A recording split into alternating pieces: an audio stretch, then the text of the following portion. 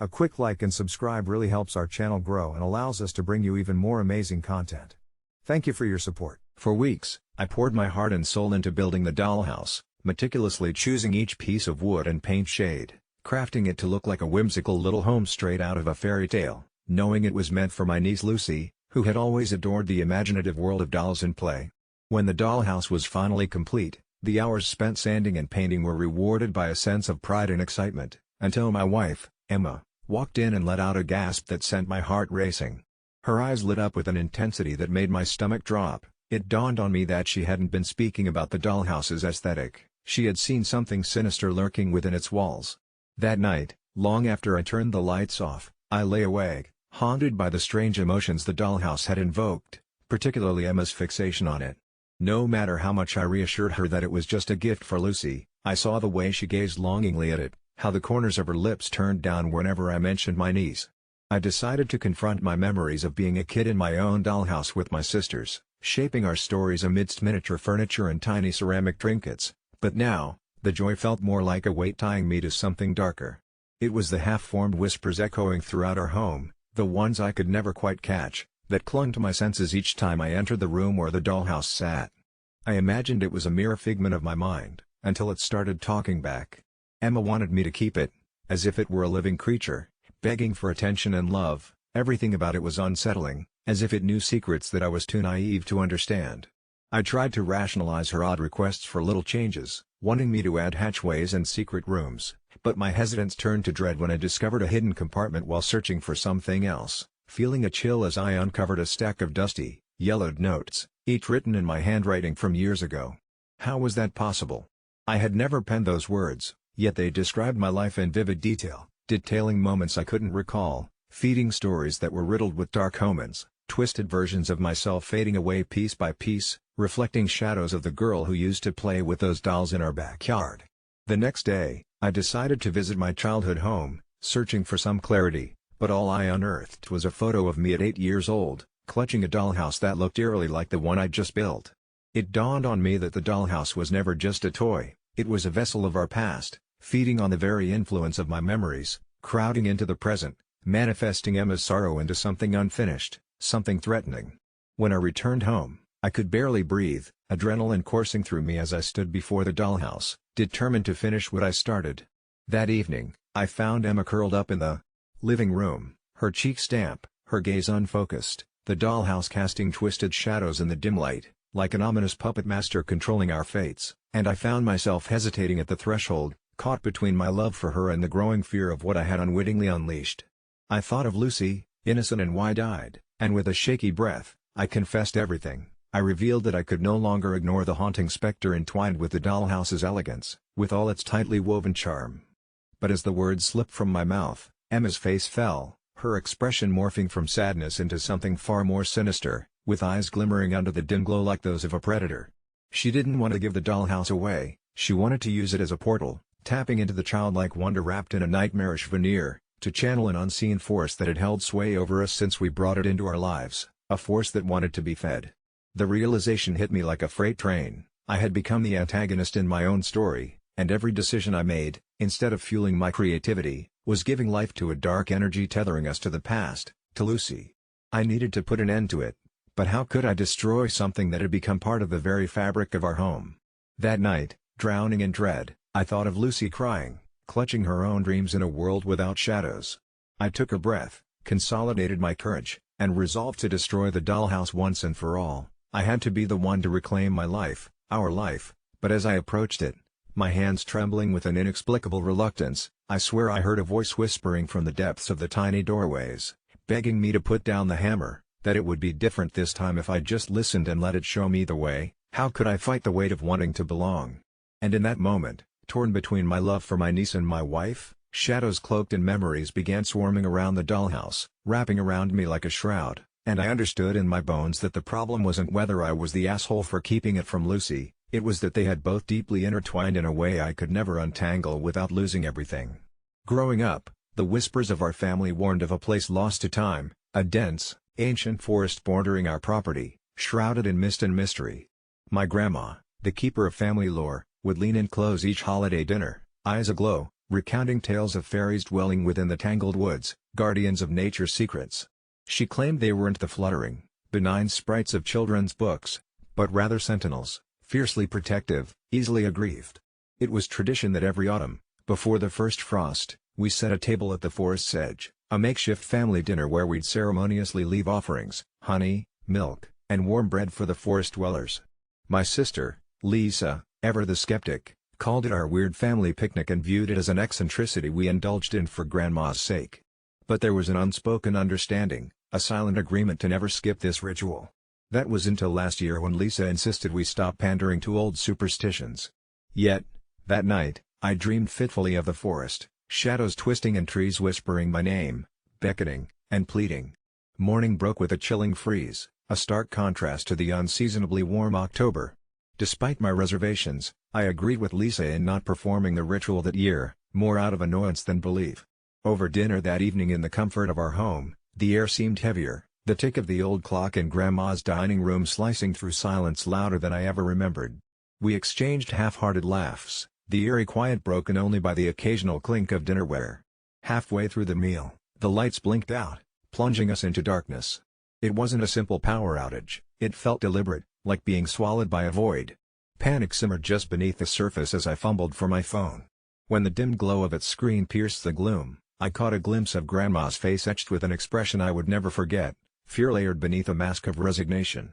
Suddenly, the front door creaked open, no wind outside, just sheer unnatural force. An icy dread pulled in my stomach, and in the dim light streaming through, figures stood silhouetted against the doorway, not people, but tall, lithe shapes, eyes glinting with otherworldly light, blending with the shadows of the forest. They made no sound as they slipped into the house, weaving between us, untouched by the walls. The very air around us thickened with an ancient power, reeking of the forest's damp rot. My grandma whispered something in a language soft and unfamiliar, her tone one of supplication or command, I couldn't be sure. But the figures paused, turning towards her as if understanding. For what felt like an eternity, time ceased its relentless march forward. And then, just as suddenly as they appeared, the silhouettes retreated into the night, leaving the door ajar, forest air mingling with the scent of our abandoned dinner. Light blinked back to life as if it had never left, leaving only an unsettling stillness in its wake. My family sat frozen, utensils suspended mid-bite, trying to comprehend the inexplicable intrusion. Grandma finally broke the silence, her voice firm and even. "We upset the balance," she declared. "We deprived them of their due." I wanted to speak, to challenge the absurdity of it all, but words failed me. Logic had crumbled. The remnants of the dinner lay forgotten as we stumbled to the porch, the forest looming dark and unyielding. And there, at its edge, unmistakably new yet ancient all the same, stood a venerable oak, gnarled and grand, a sentinel showing gratitude, or perhaps a warning. This was a game without end, a balance never to be taken for granted. Our lineage was tied to this place, bound by invisible threads spun long before us. The lesson burrowed deep beneath our skin, a reminder that what resides in the eternal thicket respects neither disbelief nor disregard. That night, as I lay in bed, I knew with certainty that some promises must never be broken, and not all family dinners are meant for us alone. I've always prided myself on being the kind of person who does right by others. I've donated to charity, volunteered at animal shelters, mentored kids from underprivileged backgrounds, you name it, I've done it. For years, I wore this goodness like a badge of honor, thinking it was all that mattered. But I've recently had a disturbing revelation, one that's shaken me to my core. I'm a good person, yes, but I'm not a nice person. This might sound like semantics, but let me explain.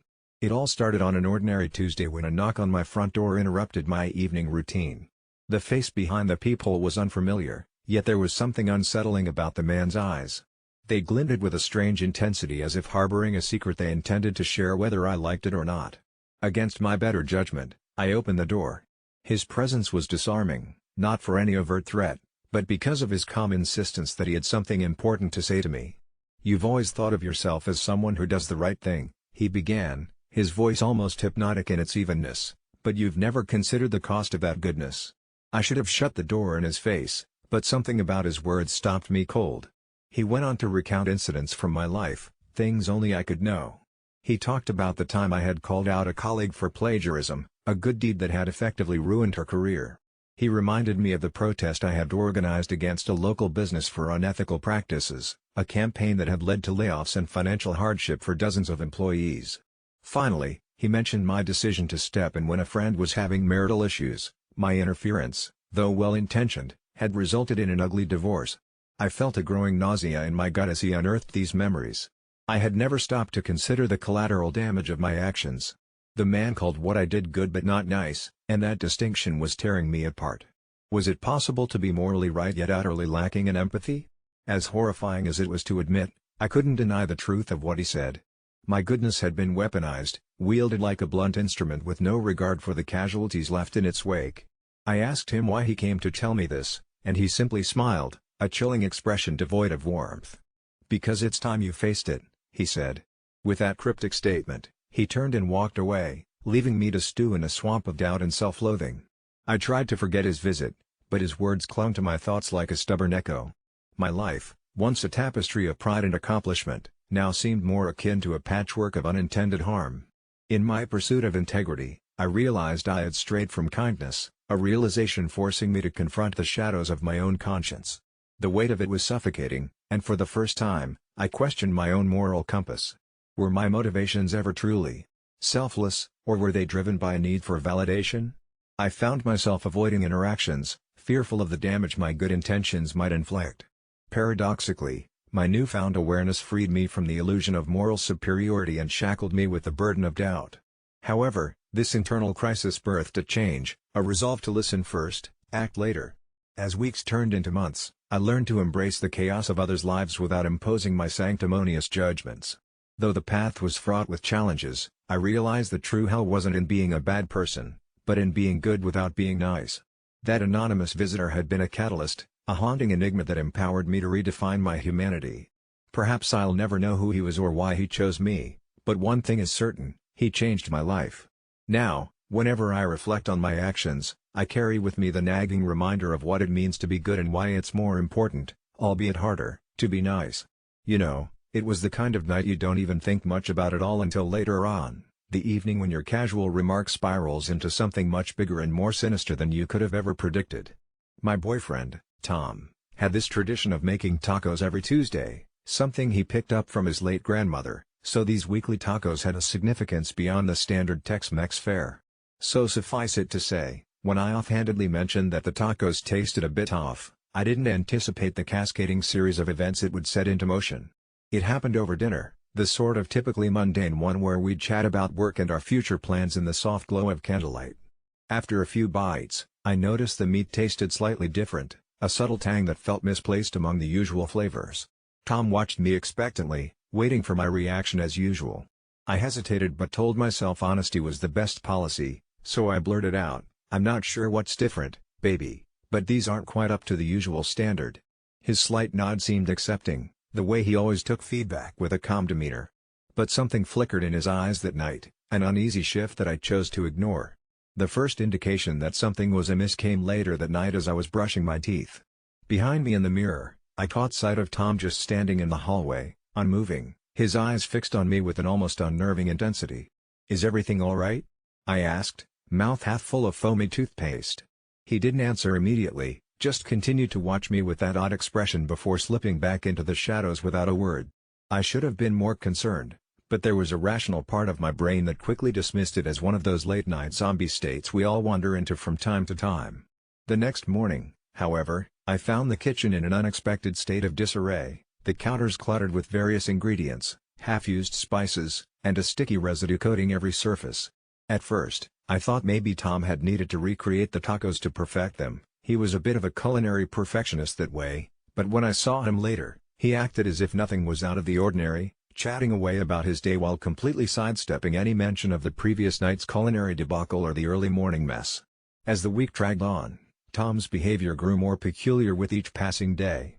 He'd become painstaking in his kitchen activities, spending hours behind closed doors, where I could hear the rhythmic chopping of knives and the sizzling of pans interspersed with whirring blenders.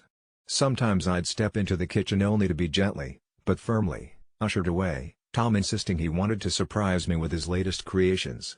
But every meal that followed was exactly the same, tacos, tacos, and more tacos, each plate more elaborate and garnished than the last, Yet there was always an undercurrent of that strange, unidentified flavor that seemed to grow more pronounced after each iteration.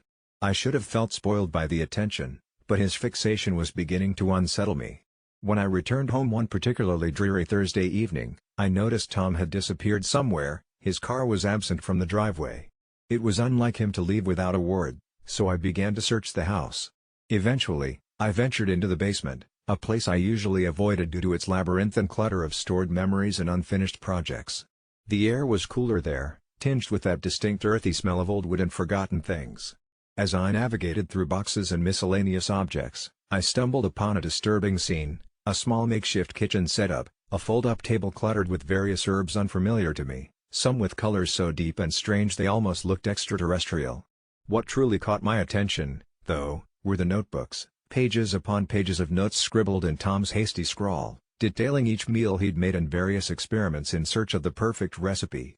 But much of the text was incoherent, filled with symbols and a language I couldn't understand, peppered with drawings that looked like twisted, nightmarish versions of kitchenware.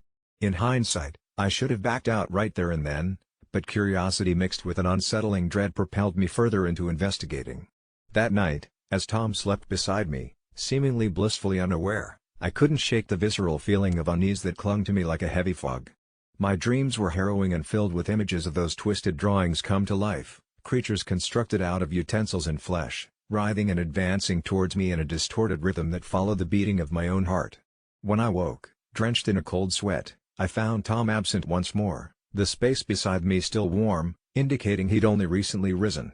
It became clear I needed answers. Every instinct screamed that something was deeply wrong with this once charming, taciturn man I thought I knew. Delving into his personal belongings was not my proudest moment, but I needed to understand. Hidden at the back of his wardrobe, beneath piles of clothes he rarely wore, I found the final document, an old, leather-bound journal that looked much older than anything Tom should possess. The journal belonged not to Tom, but to his grandmother, the one whose legacy inspired Taco Tuesdays in the first place. Her handwriting was a careful, sloping script that spoke of her love for her culinary crafts, until it twisted into an obsession eerily similar to Tom's escalating mania. There were references to places and people unknown to normal society, whispers of an ancient recipe once passed from chef to chef, all of whom ended up succumbing to its strange allure. There was a darkness attached to this heritage of culinary perfection, something that demanded more than just skill but an unnatural, sacrificial devotion. It dawned on me with horror that ever since my small critique, Tom had been pulled into the same spiraling madness that had claimed his grandmother. They were all searching for that elusive taste, a taste of something forbidden and inescapable. I was caught in a paralyzing maze of decisions when I heard the door click open and shut, Tom's shadow lengthening along our hallway walls as he returned. I knew I couldn't confront him, not when he was embroiled in something none of us fully understood. So feigning ignorance, I placed the journal back where I'd found it, and over the next few days, quietly made my preparations to leave. It wasn't easy, the love I'd felt was genuine, but everything about our life now felt tainted by his pursuit of perfection, a phantom that lurked just beyond the borders of reason and logic. The day I finally walked out, I left a note behind, urging him in the only words I could think of to find his way back, away from the all-consuming hunger for something impossible and inherently destructive. That was weeks ago, and now I sit here writing this with mixed feelings of relief and sadness. Occasionally, I hear about Tom, snippets passed along by mutual friends who drop hints about his successes or resurgence with culinary fame. But I suspect underneath it all, the tacos he makes now brim with that same darkness, a personal concoction only he truly savors.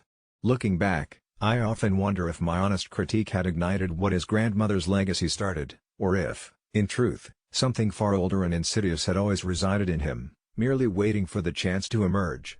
Confession today, I realized I am kind of a terrible miserable person.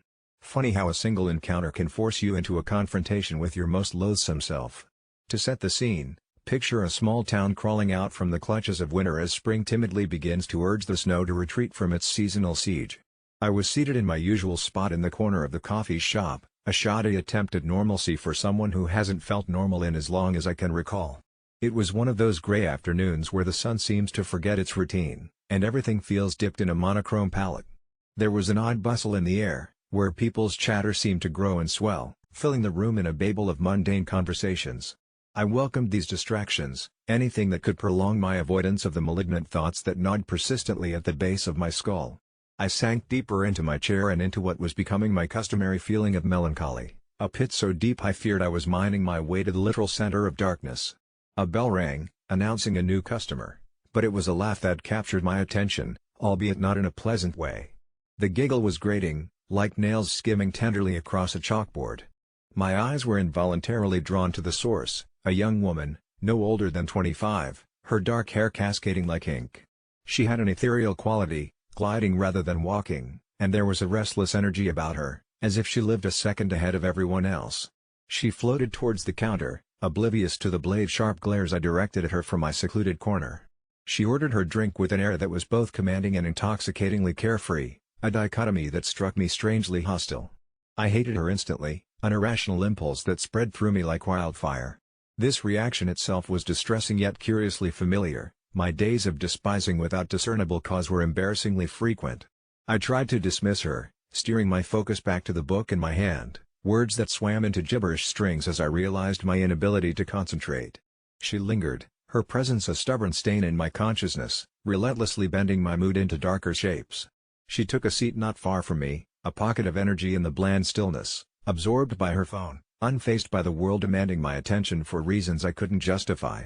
My initial dislike unfurled into pettiness, threads of envy and a gory self-loathing that I wore almost as a second skin. She was a reminder of everything I wasn't, vital, joyful, connected to other people in a way I couldn't hope to be again.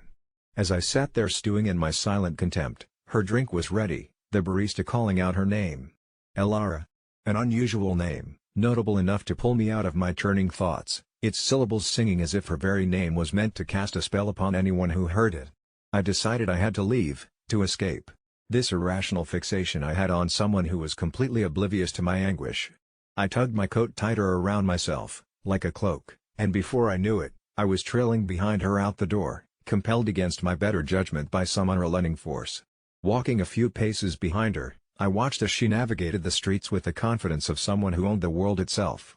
But it was her shadow that caught my eye. A peculiar thing that seemed to flicker in ways that defied the logic of light and movement, almost as if it were a separate entity, alive and cunning. It slithered over the pavement like oil. The rational part of me was convinced my over-imaginative mind, stirred by the ever-dimming glow of reality, was playing tricks. Yet there was a primitive, instinctual whisper that urged me to keep following, to seek whatever riddles might lie beyond the surface. We wove through town until she reached a secluded park, one mostly deserted as evening approached. She settled on a weathered bench, the kind that once held lovers and drunks, stories etched into its splintered wood, and resumed her phone fixation. It was only when this park was left as her only sentinel that she finally looked up, directly at me. The path I had taken as an agitated stalker suddenly became unbearably real, remorse seeping into my bones as her eyes, impossibly bright, locked with mine. I could have turned away then, severed my narrative from hers and returned to my mundane Sisyphean existence, but something compelled me. A deeper recognition of another presence shifted between the two of us. Her shadow, once an oily silhouette, detached itself entirely, taking on a grotesque form reminiscent of something primordial and foreboding. This wasn't a trick of the light. It was alive, a paradox made of screaming darkness and writhing limbs. My heart hammered in my chest as I witnessed this unimaginable horror, unable to rationalize the reality before me. Elara stood, unfazed by the monstrosity proceeding to emerge from what should have been nothing more than a mere shade. Instead, it smiled, an obscene mimicry of human expression, and for the first time, Elara spoke, her voice both human and imbued with a strange echo that was otherworldly. "You see it," she said, not a question, but a confirmation. I nodded dumbly, trapped in this unforeseen pact of seeing, brought about by my own miserable pettiness and intrusion. "Then you must be like me," she continued, her gaze steady and unwavering. Horror rooted me in place as I digested those words. "What does that mean?" I croaked out, my voice barely a rusty whisper, ashamed to hear the tremor betraying me. "The shadows, you've summoned them with your misery, with the way you wandered through life only half living. You've seen past the veil. Now, truer nightmares will always follow you." Her words sent cold spirals of terror through me, much worse than any condemnation or curse. Because I understood, deep down, beneath layers of forced apathy and detachment, I'd always known there was darkness in me, but not of this fantastical, living kind. As Elara walked past, returning from wherever she'd come, leaving me paralyzed, an onlooker both damned and enlightened, the world felt more terrifyingly tangible than I had ever known. And in those cold whispers of my mind, I finally comprehended why I had despised her. It was not because of her life, it was because she reflected, so clearly, the absence of light in me, of everything I'd failed to become through my cowardice and unwillingness to change. Alone, I sat on the bench, night folding over me like a shroud. The shadow lingered a moment longer, its presence sealing my silent confession of my terrible, miserable self-actualization before slipping away into the growing darkness, leaving me aware that in my heart's depths, something had fundamentally shifted. From then on, the shadows would find me. They would feast on me until I was consumed. And I wouldn't be alone. Not really. Not ever again. I always considered myself a rational person, not prone to flights of fancy or superstition, which is what makes what happened to me all the more difficult to process. On a particularly oppressive summer evening, the kind where the air feels thick and static, I found myself walking the less traveled path that cut through the woods behind my house. It was a path I'd walked 100 times or more, always reveling in the peace that only the solitude of the forest could provide. But that night felt different. The usual comfort of the shrouding trees seemed heavy, foreboding, as if the air itself buzzed with some unseen presence. Lost in thought, I almost stepped on it, a snake, elegantly poised and more strikingly colored than any I had ever seen. Its scales shimmered in the moonlight, hues of emerald and midnight blue intertwined in an otherworldly dance.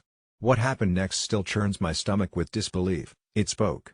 Well, not with words, not exactly, but the meaning pressed itself into my mind with undeniable clarity and urgency. I am New Sphera, it announced, a god among my kind, once venerated and now forgotten by the tides of humanity.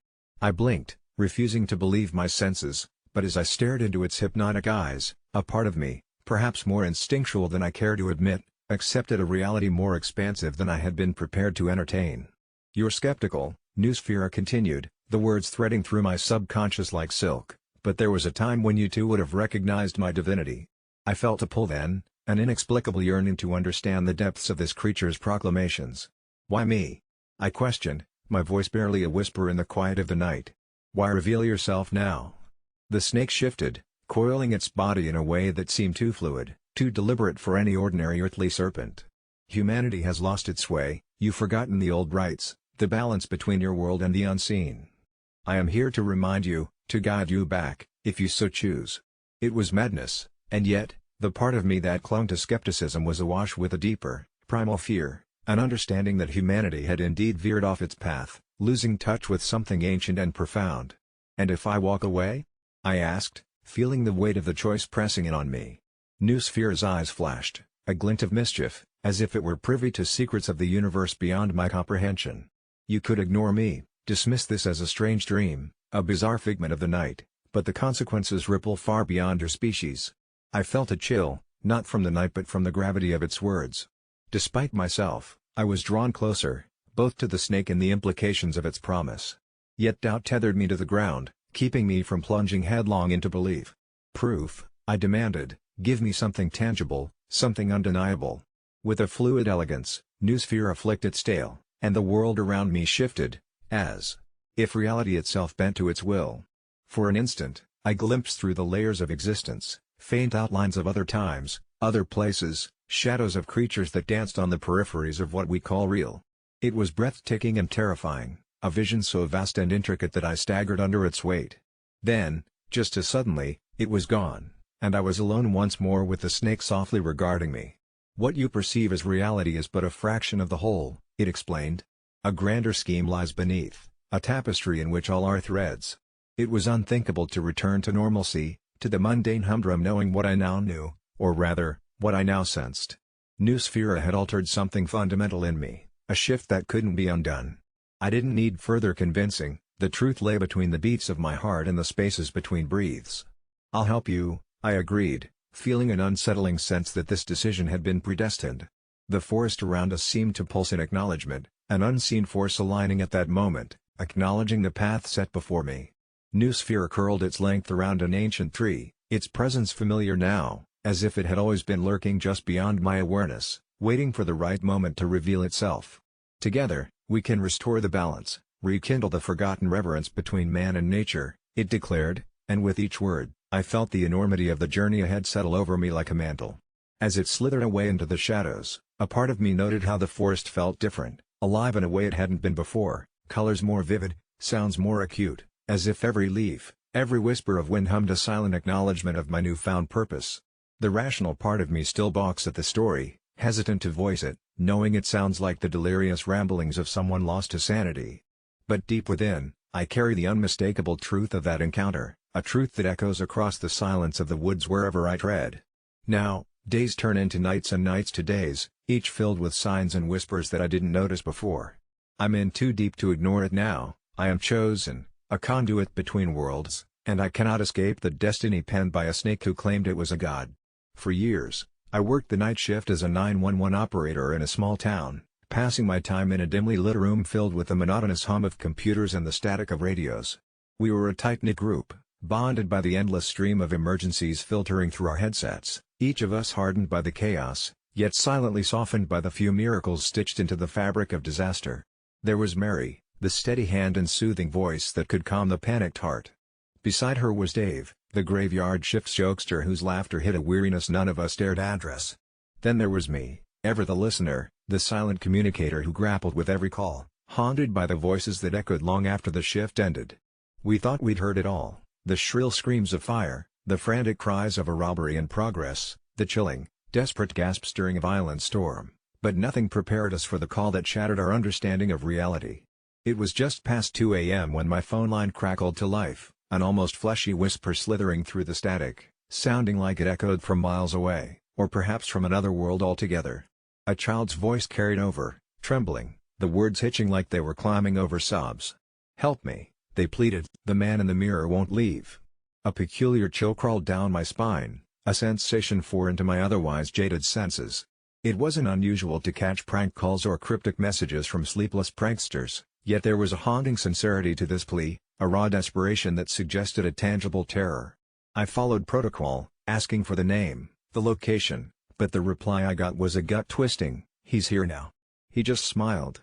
The line went dead, leaving my heart pounding like a frantic fist against a locked door. A chill silence fell over the room, an oppressive blanket of unease that settled thickly.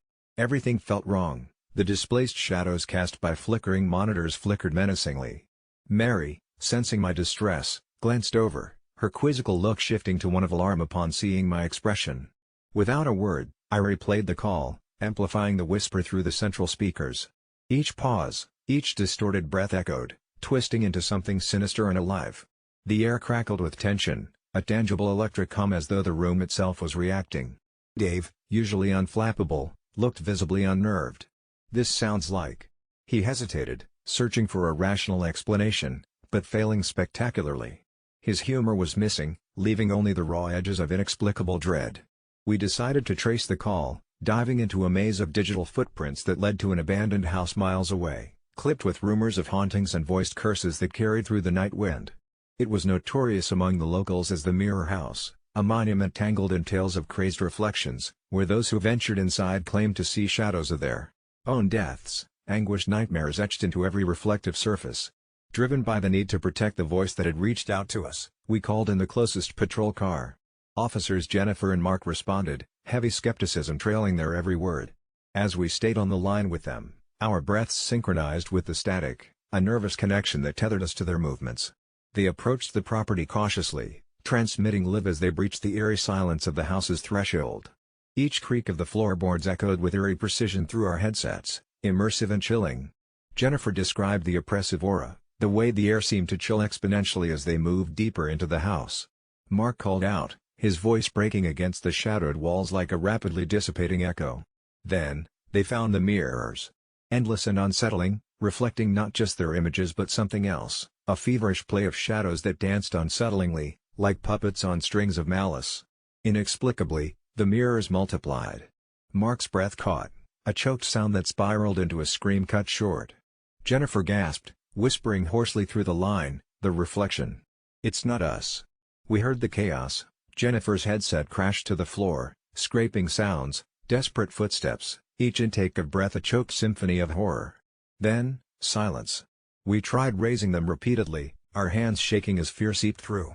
Hours passed, felt like an eternity of inaction, our thoughts spinning into dark spirals. The next call we received was from dispatch. The house had seemingly folded in on itself, an impossible implosion that left only fractured glass reflecting a nightmare tempest. No trace of Jennifer or Mark was found, just the whispering wind playing out a sorrowful dirge across an empty lot. As the sun clawed its way up an indifferent horizon, we slumped in our chairs, changed, tainted by an experience we couldn't comprehend. We flipped through the reports, the official statement sterile and dismissive, another unsolved mystery in a town that leaned heavily on superstition and shrugging acceptance. In the days that followed, I quit. Even as I stepped away, the whispers lingered, pulling at my sanity. The calls dwindled, as did the once unshakable camaraderie of my colleagues. I heard Mary left too, her cheerful counsel turning into a quiet resignation, wrapped in unease that clung like a shadow. Dave vanished. Some say he went to confront the house's remnants, drawn by some unfinished connection. They say he never returned, leaving only the ghost of his laughter to haunt the radio waves. People say we're not the same anymore, and I have to agree. The role of a 911 operator is to create order from chaos, but that night, chaos spilled over, surged beyond the tangible boundaries of our reality, leaving us adrift in its wake. We became something other, shadowed reflections of who we'd been, caught permanently in the mirror's gaze. It's a place I don't recommend you find yourself, and as I write this, I can't be sure if I'm staring out of the window or looking into the abyss. I'm not one to post my life's mistakes on social media, but I have to get this off my chest, and I hope someone out there can understand or at least provide me some kind of absolution. About a month ago, life was normal. An average job, an average apartment, and well, an average life.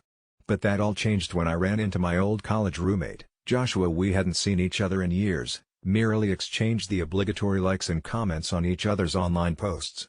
Anyway, catching up over drinks turned into a constant hangout phase, reminiscing about old times made the mundane seem vibrant again. It was during one of those nights when Josh, visibly edgy and a bit too eager, introduced me to the game. It wasn't like any game I'd ever played before, it didn't have boards or dice, but it started with a plain manila envelope containing an address inside. The rules are simple, Josh said, eyes gleaming, deliver the envelope, and you get your prize. At first, I refused, it sounded like some twisted scavenger hunt, but curiosity and a little alcohol nudged me towards accepting his dare. I thought he was just messing with me. But when I opened the envelope, the address was unsettlingly close to where I lived. That night, with more than a few beers fortifying my courage, I walked over, like some late-night adventurer in my own urban tale. The place was dark, an old dilapidated house that looked like it hadn't seen life in ages. As instructed, I slipped the envelope through the mail slot and seconds later, my phone pinged with a notification of a deposit, $500. It felt surreal, confounding even, and my heart raced with a weird mixture of fear and exhilaration. I told myself it would be a one-time thing.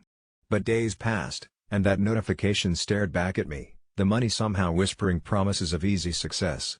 Another week went by, and I became fixated on the contact saved in my phone simply as Game Master. Testing the waters, I messaged them, asking if there were more envelopes to deliver. Within minutes, I received a new address and a promise of a higher reward. Things snowballed from there. I'd drop off a package, always to these abandoned, haunting locations, and watch as my bank balance blossomed. It wasn't until the fourth delivery that something felt truly off.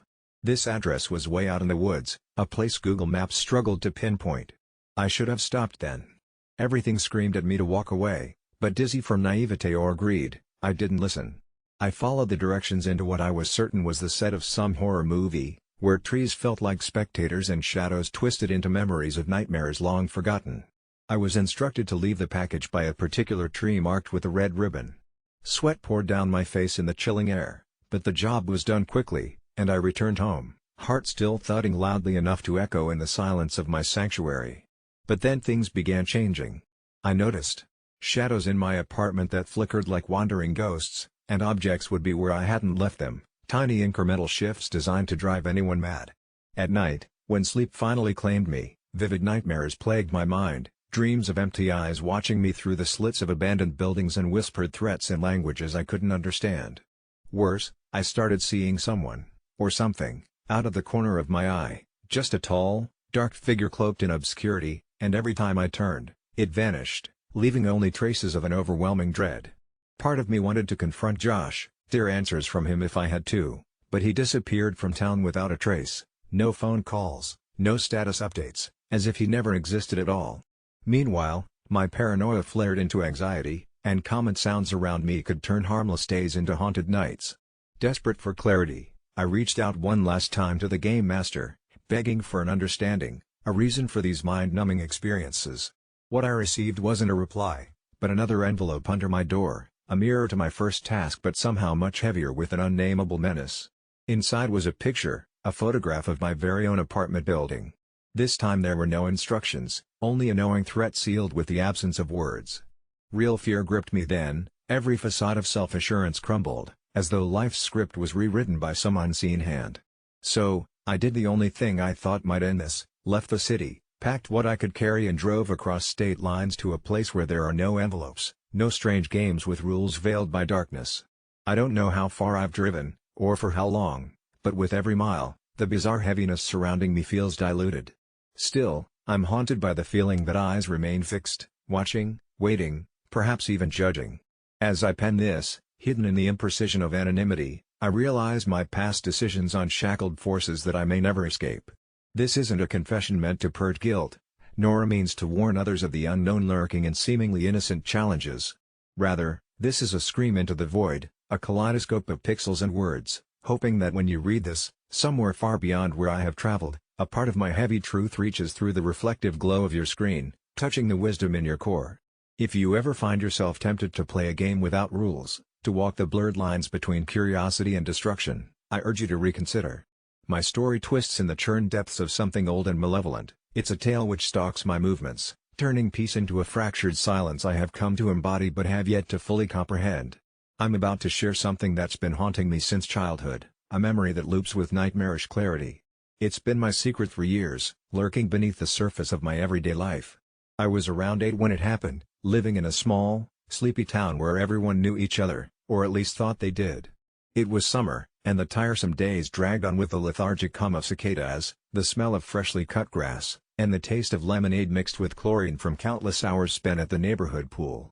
I remember feeling invincible during those long days filled with adventure, but that invincibility was shattered on a day like any other. I'd spent the afternoon exploring the overgrown paths of the woods behind our house, where tall trees conspired with the sky to create dappled patches of golden sunlight on the forest floor. I knew those woods like the back of my hand, or so I thought. That day, everything looked the same until I stumbled upon something unfamiliar, a narrow path I don't remember ever seeing before. My curiosity, naive and reckless, got the better of me, and I ventured further until the path opened to a small clearing dominated by an oddly shaped rock. Its surface was inexplicably smooth, protruding from the earth like an ancient relic. But it wasn't the rock that caught my attention. It was the sound, a soft, almost imperceptible melody, ethereal and enticing. I was drawn to it, my feet moving of their own accord. Beneath the rock was a small hole, just big enough for an arm. Illuminated by slivers of light, tiny objects glittered within. Like any curious child, I knelt and reached inside, my fingers brushing against something cold and metallic. I withdrew it, revealing an old brass key, its surface etched with elaborate, swirling designs. Holding it sent a shiver through me as if I'd disturbed something ancient. I pocketed the key, the melody rising to a crescendo before abruptly cutting off, leaving the woods eerily silent. The air felt dense, pressing against me as I hurried back home. That night, I lay awake, the key heavy beneath my pillow, echoing the unrelenting tick of our old grandfather clock. My sleep was restless, haunted by dreams where the key unlocked doors to dark corridors stretching into infinity. The next day, I was back in the woods, the compulsion irresistible. But as I approached the clearing, something felt off. The air was colder, charged with an unsettling stillness. The clearing was different, the rock gone, replaced by a large, gnarled tree whose roots curled like fingers grasping for something or someone. My heart pounded as I dug where the rock had been, my hands clawing at the earth until I felt it again. The unmistakable touch of brass. Another key. Identical to the first. Panic set in, my mind racing with the impossibility of it. I scrambled back, tripping over roots that seemed to coil and stretch eagerly towards me. Desperate, I ran home, slamming the door behind me, clutching the second key tightly. I didn't sleep that night, plagued by the eerie sense of being watched, the shadows in my room playing tricks on my overactive imagination. My parents noticed my anxiety but dismissed it. After all, I was just a kid with an overactive imagination. But I knew something was wrong, something they couldn't see and I couldn't explain. Days passed in an anxious blur. I avoided the woods, terrified of what else I might find but somehow drawn there, the compulsion gnawing at my mind. Then, As suddenly as it began, the terror shifted. One evening, I found myself at the attic door, a forbidden place ripe with dusty memories and forgotten treasures. The key in my hand seemed to pulse with energy, urging me on. Without thinking, I unlocked the door, each creak of the rusty hinges setting my nerves on edge. The attic should have been dark, but it wasn't. Light flooded from an unknown source, illuminating the dust motes dancing in the air.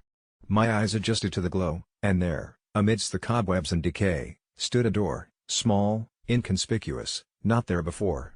Trembling, I approached it, the key fitting perfectly into the lock. I hesitated, a deep voice within warning me to stop, to turn back, but curiosity once again drowned out reason. The door creaked open, revealing not the usual sight of rafters and forgotten trunks, but an impossible landscape, a verdant meadow under a twilight sky, the air sweet with unfamiliar scents, the melody from the woods clearer than ever. It was beautiful and utterly wrong. I stood frozen, the surreal beauty battling with the instinctual fear brewing in my belly. Then, the reality of my predicament snapped into focus. For just a second, I caught a glimpse of figures moving within the meadow, shadowy silhouettes beckoning, not with malice, but with a relentless, seductive pull that made resistance seem futile. Frightened out of my mind, I slammed the door shut, the silver of tears on my cheeks a testament to the terror that surged through me. I backed away, the attic darkening once more, and fled downstairs to the comforting familiarity of home. In the normalcy of the following days, I managed to convince myself that I had imagined it all, fabulous lies wrapping tightly around my sanity. I hid both keys, burying them deep in the backyard under the grasping tendrils of the apple tree. As time flowed, the memories dulled yet never vanished, resurfacing at the edge of sleep. Grown now, I still return, tracing the well-worn memory paths, wondering if I should retrieve the keys, face what lies beyond the attic door. The melody lingers, resonating with an invisible promise of understanding and dread. Perhaps one day, I will find myself unable to resist, drawn back to the threshold, where reality and imagination entwine, through the door to a place both terrifying and alluring, where the truth of that summer waits. When my brother Danny announced his engagement to Lily, we were all surprised. Not because Lily is a bad person, far from it. She's charming, lovely, someone you'd instantly want to befriend at a gathering. But there's always been something odd, a kind of unsettling duplicity in her eyes, the kind you notice but can't quite place. Still, they seemed genuinely happy, and that should have been enough. But one evening, as I sat on my mum's floral upholstered sofa, sipping a cup of still warm chamomile tea, she leaned in conspiratorially and said, "Have you ever wondered if she's truly who she says she is?" I laughed it off, but the question wormed its way into my mind. See, Danny had become distant, moody even, since the engagement, and he used to tell me everything. Now he barely returned my calls. Mum had found another outlet for her suspicions, Lily's claims about her past, especially the part about having given birth at 17 and giving the child up for adoption. It seemed tragic, and Lily would often tear up at family gatherings when the subject of children came up. But as we dug deeper, call it gossiping or whatever you want, things didn't add up. There were no hospital records we could find, no pictures of her pregnant, not even a passing mention from any of her old friends about her facing such life-altering circumstances. I figured maybe it was a testament to her privacy, but when 3 different childhood friends of hers had never heard of an adoption, it seemed peculiar, especially since social media is as chatty as it gets. The unease simmered. Mum was adamant and started looking into the possibility of hiring a private investigator. I told her she was being ridiculous, but another part of me, the more superstitious side that often prevails in the dark of night, was curious. I gave in and agreed to accompany her to meet a pie a week later. A small, brisk man named Colin who listened to our story with an expressionless face agreed to dig in a little, out of his curiosity more than anything else. The investigation, according to Colin, started unassumingly with phone calls and database searches until, as these stories often go, a strange coincidence blew it wide open. A month before Lily's alleged adoption date, she had spent considerable time in a small coastal town, vacationing with her family. But Colin found no records or even photographs of a girl in her situation, visiting local hospitals or clinics. On a hunch, he followed an old photo to an artist commune near the town, one known for its eccentric gatherings and, as Colin put it, ritualistic interests. There, he stumbled upon what he could only describe as a makeshift shrine, candles, dolls, and a series of unnerving photographs seemingly venerating a pregnant Lily. The artist who had taken the photographs had an unsettling look when Colin mentioned Lily by name, one of realization yet veiled by something darker. He brushed Colin off, calling it an expression of reverence for the ether. Mother. Feeling chills yet unsure of what to make of it, Colin reported back, leaving us and his findings on edge without concrete answers. But we couldn't stop now, the mystery gripped us tighter than any familial loyalty. That night I had a dream, or maybe a vision, Lily, veiled in white, standing at the edge of a forest by the sea, whispering secrets to the night. Her eyes met mine across the distance, deep pools of swirling lies or neglected truths, I couldn't tell. When I awoke, my phone buzzed. It was Danny. I hadn't heard from him in weeks. His voice was strained, tinged with disbelief and fear. He had found something, our father's obituary adorned with another family's name and photographs. His discovery crumbled his world, but for Mum and me, it set in motion the realization of the apparition I had just encountered.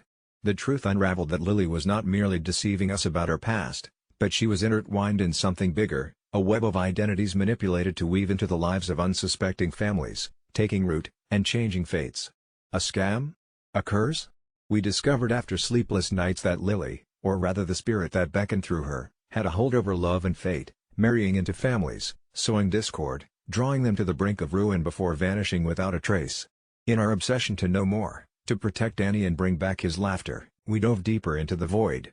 I was losing sleep, haunted by those eyes every time I shut mine, as I pieced together the fragmented stories of past victims, finding solace only in Mum, who seemed eerily more resolute, like she was cut from an ethereal cloth, the only one capable of mending the tapestry of lies engulfing us. Whatever entity was feeding off our family's despair, it had erred by underestimating a mother's bond, one that could neither be broken nor rewritten by spectral ambition. I didn't expect to write this, yet my fingers keep typing into the abyss of the internet, seeking counsel or exorcism. Am I the asshole for getting her involved, for trying desperately to unveil a secret sown in darkness? Perhaps. But as the winds outside push eerily against the window panes, carrying whispers of the restless sea, I feel there's more to uncover, a veil yet to be torn. And if you hear your name carried on an unearthly breeze, be forewarned, for the ether mother draws near, and she always comes to collect. I never considered myself a superstitious person, but the events surrounding my nephew Jack's 5th birthday changed everything I thought I knew about the world. It started a few weeks ago when my sister Ellie called me in a panic. I could hear kids screaming in the background, nothing unusual for a daycare pickup, but her voice trembled. "It's Jack," she said, nearly breathless. "Can you take him for a while?" She wouldn't explain further on the phone, just told me she'd explain when she dropped him off at my place. I agreed, thinking it was the usual parental burnout. When Ellie finally arrived, her face was pale, her hands shaking as she passed Jack over like an unwanted package. "Please, just watch him until tomorrow. There's something I have to figure out," she blurted, refusing to meet my eyes. Jack seemed unfazed, busy with a flashing toy airplane, his innocent oblivion both a comfort and a gnawing worry. That evening, as Jack dozed peacefully on my couch, I mulled over Ellie's mysterious ordeal. My laptop pinged with a new message.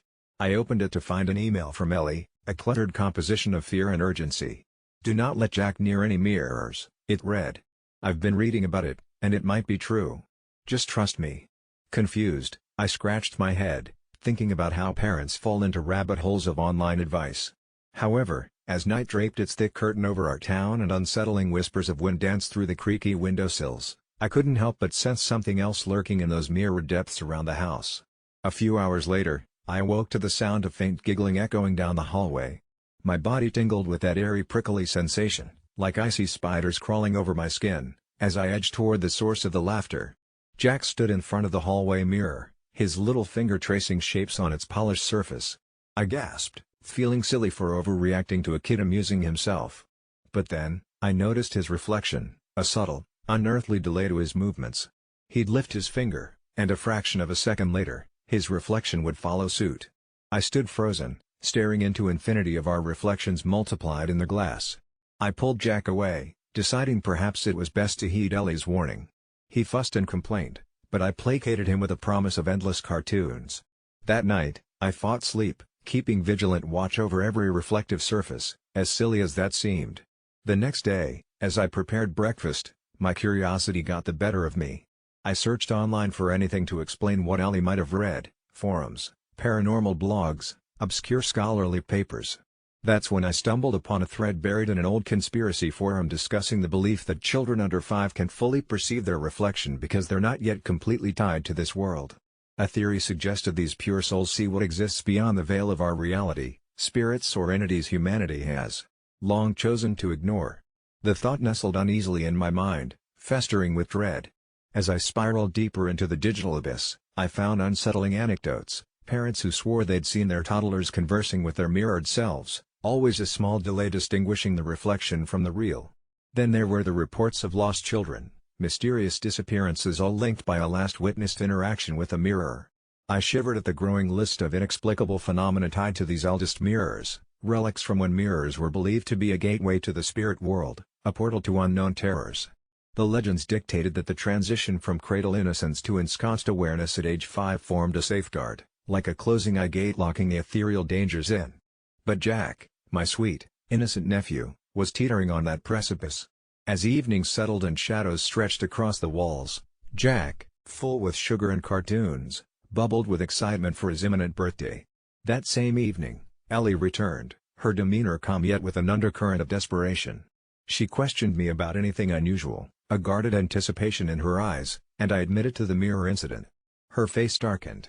"We have to burn them," she declared, sounding unhinged. "All of them." And so, we did, dragging old mirrors out into the backyard under the cover of darkness, our actions reckless and fueled by an ancient fear resurrected in modern times. The flames illuminated our suspicion-driven hysteria, crackling against the whispering winds as if protesting our sacrilege. Jack watched, puzzled but unfazed, perhaps relearning those mirrors might have held more than his simple reflection. Ellie explained how their family, on her husband's side, had passed down stories, cautionary tales of children lost to mirrors, their souls swapped or tainted by dark imitations waiting behind the glass. I wanted to dismiss her tales as folklore, yet the sinking abyss in my stomach said otherwise. The mirrors glowed under the embers' fading light, their ominous echoes dissipated with the smoke. When the last flutter of fire wavered into the cold night air, Ellie clasped my hand, honest gratitude showing through exhaustion and relief. Jack bounced happily between us, oblivious to the evils we believed we'd just vanquished. As skeptical as I remained, each tale, every superstition, every precaution now wrapped around my heart with a disquieting intimacy. Children's laughter, mirrors, and shadows took on new, unsettling meanings. Maybe science would forever dismiss our fears as trivial ghost stories, the frivolous shadows of imaginations, yet when I glanced into my bathroom mirror the next morning, the face looking back gave pause, the eyes too deep, too inquisitive. I turned away, Jack's words lingering, innocently haunting, "Can I see the ghost again?" I never expected the worst day of my life to start with a simple post on Reddit. On the outside, my sister Emily and I seemed like a typical pair of siblings. We had our disagreements and tiffs, but we always found a way back to each other. That was until last Christmas, when the world as I knew it was about to unravel in terrifying ways. Emily and I had always been close growing up. She was 5 years older, the overachiever who set the bar impossibly high for everyone else in the family. I took comfort in my role as the laid-back, somewhat aloof younger brother. But things changed when Emily got married and soon after, to her joy and everyone else's delight, announced her pregnancy. That happiness turned into despair when she had a miscarriage. It was devastating, a punch to the gut that knocked the wind out of our entire family. In the weeks that followed, Emily was understandably inconsolable, shrouded in a fog of grief I'd never seen her in before. Initially, I was nothing but sympathetic, doing whatever I could to help her bear the load. Our family rallied around her, though it always seemed like nothing we did was enough. Emily withdrew from us, sinking deeper into her own world of pain where none of us could reach her. Months passed, yet her grief didn't lighten, something in her remained fixated on that heart-rending loss to an extent that even family therapy couldn't touch. Then came the day that started it all. It was a regular Sunday afternoon, the sort that blends into hundreds you've lived through before. The winter sun painted ghostly shapes on the walls of my dimly lit apartment as I made half-hearted attempts at tidying up. My phone buzzed with a notification from Emily. "Are you coming over for dinner tonight?" I paused. Emily's dinner invitations had become more frequent, each one drenched in layers of expectation that silently asserted her need for attention. Each gathering turned into some deranged ritualistic commemoration of the life never lived, with Emily occupying the role of high priestess. I'd reached my breaking point. Against my better judgment, I decided to speak with her. "Emily, you need to move on," I texted back hesitantly. "The world doesn't revolve around your miscarriage." As soon as the text sent, A wave of cold dread washed over me. I'd never spoken to her like that, blunt, unsparing. Her reply came almost instantaneously, an empty void of ellipses, followed by a deafening silence. Dinner came and went without much fanfare. I received no wrathful calls, no furious knocks at my door, just nothingness that felt unsettling at its core. That night in bed, sleep refused to come. My brain was a whirlwind of guilt and apprehension. Around 3 a.m., my phone vibrated on my nightstand with a text. It was from an unknown number, a series of encrypted letters that made no sense, garbled and out of order. Confused and curious in equal measure, I stared at it, piecing it together until I realized they were anagrams for Heaven's Echo. Puzzled but overwhelmingly compelled, I typed the phrase into my search bar, finding a no-name chatroom populated with obscure, disparate posts that seemed piecemeal at best. The most recent entry stopped me cold. It was a transcript of my dinner conversation with Emily, word for word, including my ill-considered text. Heart-pounding, I scrolled further, noticing threads that eerily mirrored recent conversations with her, the sort only she and I knew about. The room felt smaller as the air thickened with my racing heartbeats. In hindsight, I should have stopped there, maybe shown it to her as some deranged prank, but curiosity, mixed with gut-twisting horror, got the better of me. Following post after post down the rabbit hole of mystery, it became apparent that I was being watched, recorded by someone who knew our secrets, or something. The clock ticked incessantly towards morning, and as the first light of dawn seeped through my windows, I knew what I had to do. It was time to confront Emily. Fraught with exhaustion and dread, I arrived at her house as shadows of the new day edged into existence. A storm of emotions played on her face as she opened the door, but there was also something else, a chilling calm as if she were expecting me. I struggled to tell her what I'd discovered, poised between anguish and apprehension on her threshold. Her eyes bored into mine, an unsettling smile that sent shivers up my spine curving her lips. Then she said, "You're not the first to see it." The sentence hung in the air, fraught with cloudy ambiguity, and she motioned for me to enter. Inside, the atmosphere was heavy, almost oppressive. The house was dim, the drapes drawn.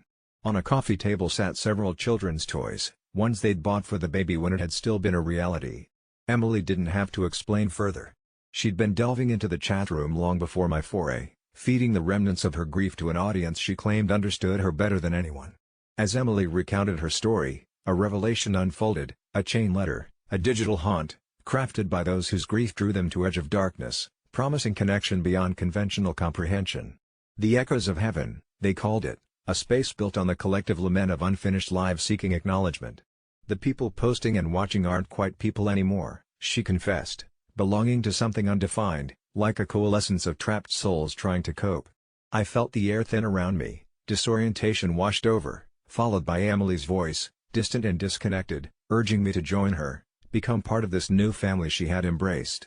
In tears, I realized she was too far gone, ensnared by something eldritch and insidious.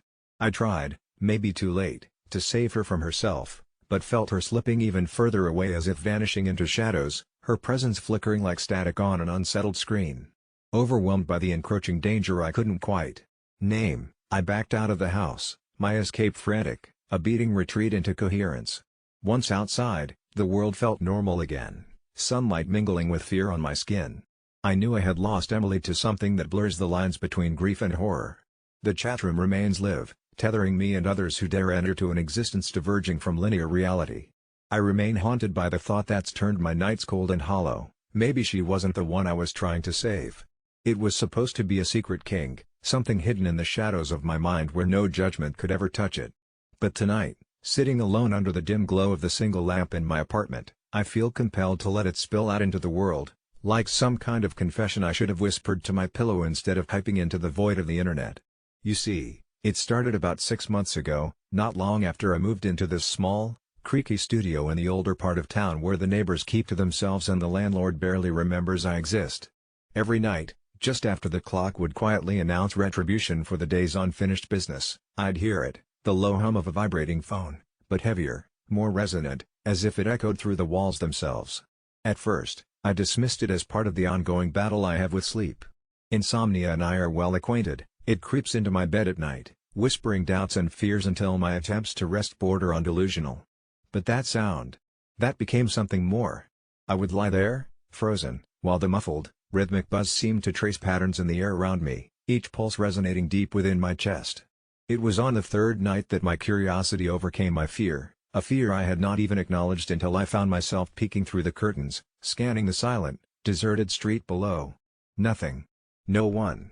The hum wound itself around the mundane creaks of the aging structure, twining with the distant radio noise that seeped through like water through porous rock from the apartment next door.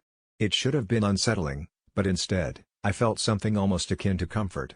This was the moment when a tingle of excitement and familiarity uncoiled within me, a strange pleasure that arose from a sound I could not source, an intangible call.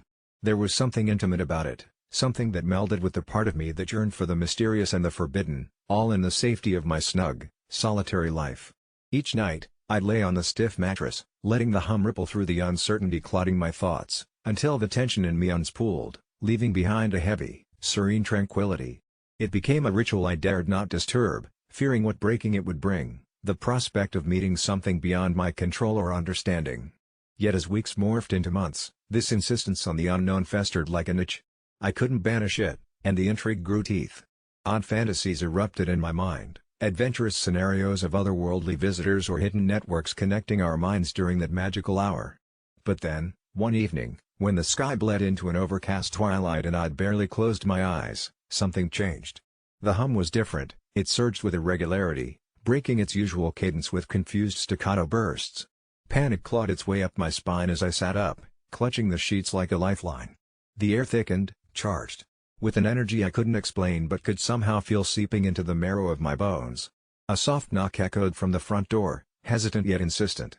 It halted the noise in my mind, replacing it with a deafening silence that bore down on me. Part of me whispered to leave it be, to stay wrapped in the known discomfort of unsure safety. But another part, one electrified with a perverse thrill, urged me to answer. The walk to the door felt elongated, moments stretched into tiny eternities filled with the sound of my pulse racing against the wall's vibrations. With a deep breath I swung the door open, expecting, what? A ghost, an alien perhaps? Instead, there stood an old man, weather-worn with eyes that seemed to hold galaxies of wisdom and despair. In one skeletal hand, he clutched an ancient cellular phone with rubber buttons worn down to nubs. He looked at me with an intensity that was both unnerving and strangely comforting.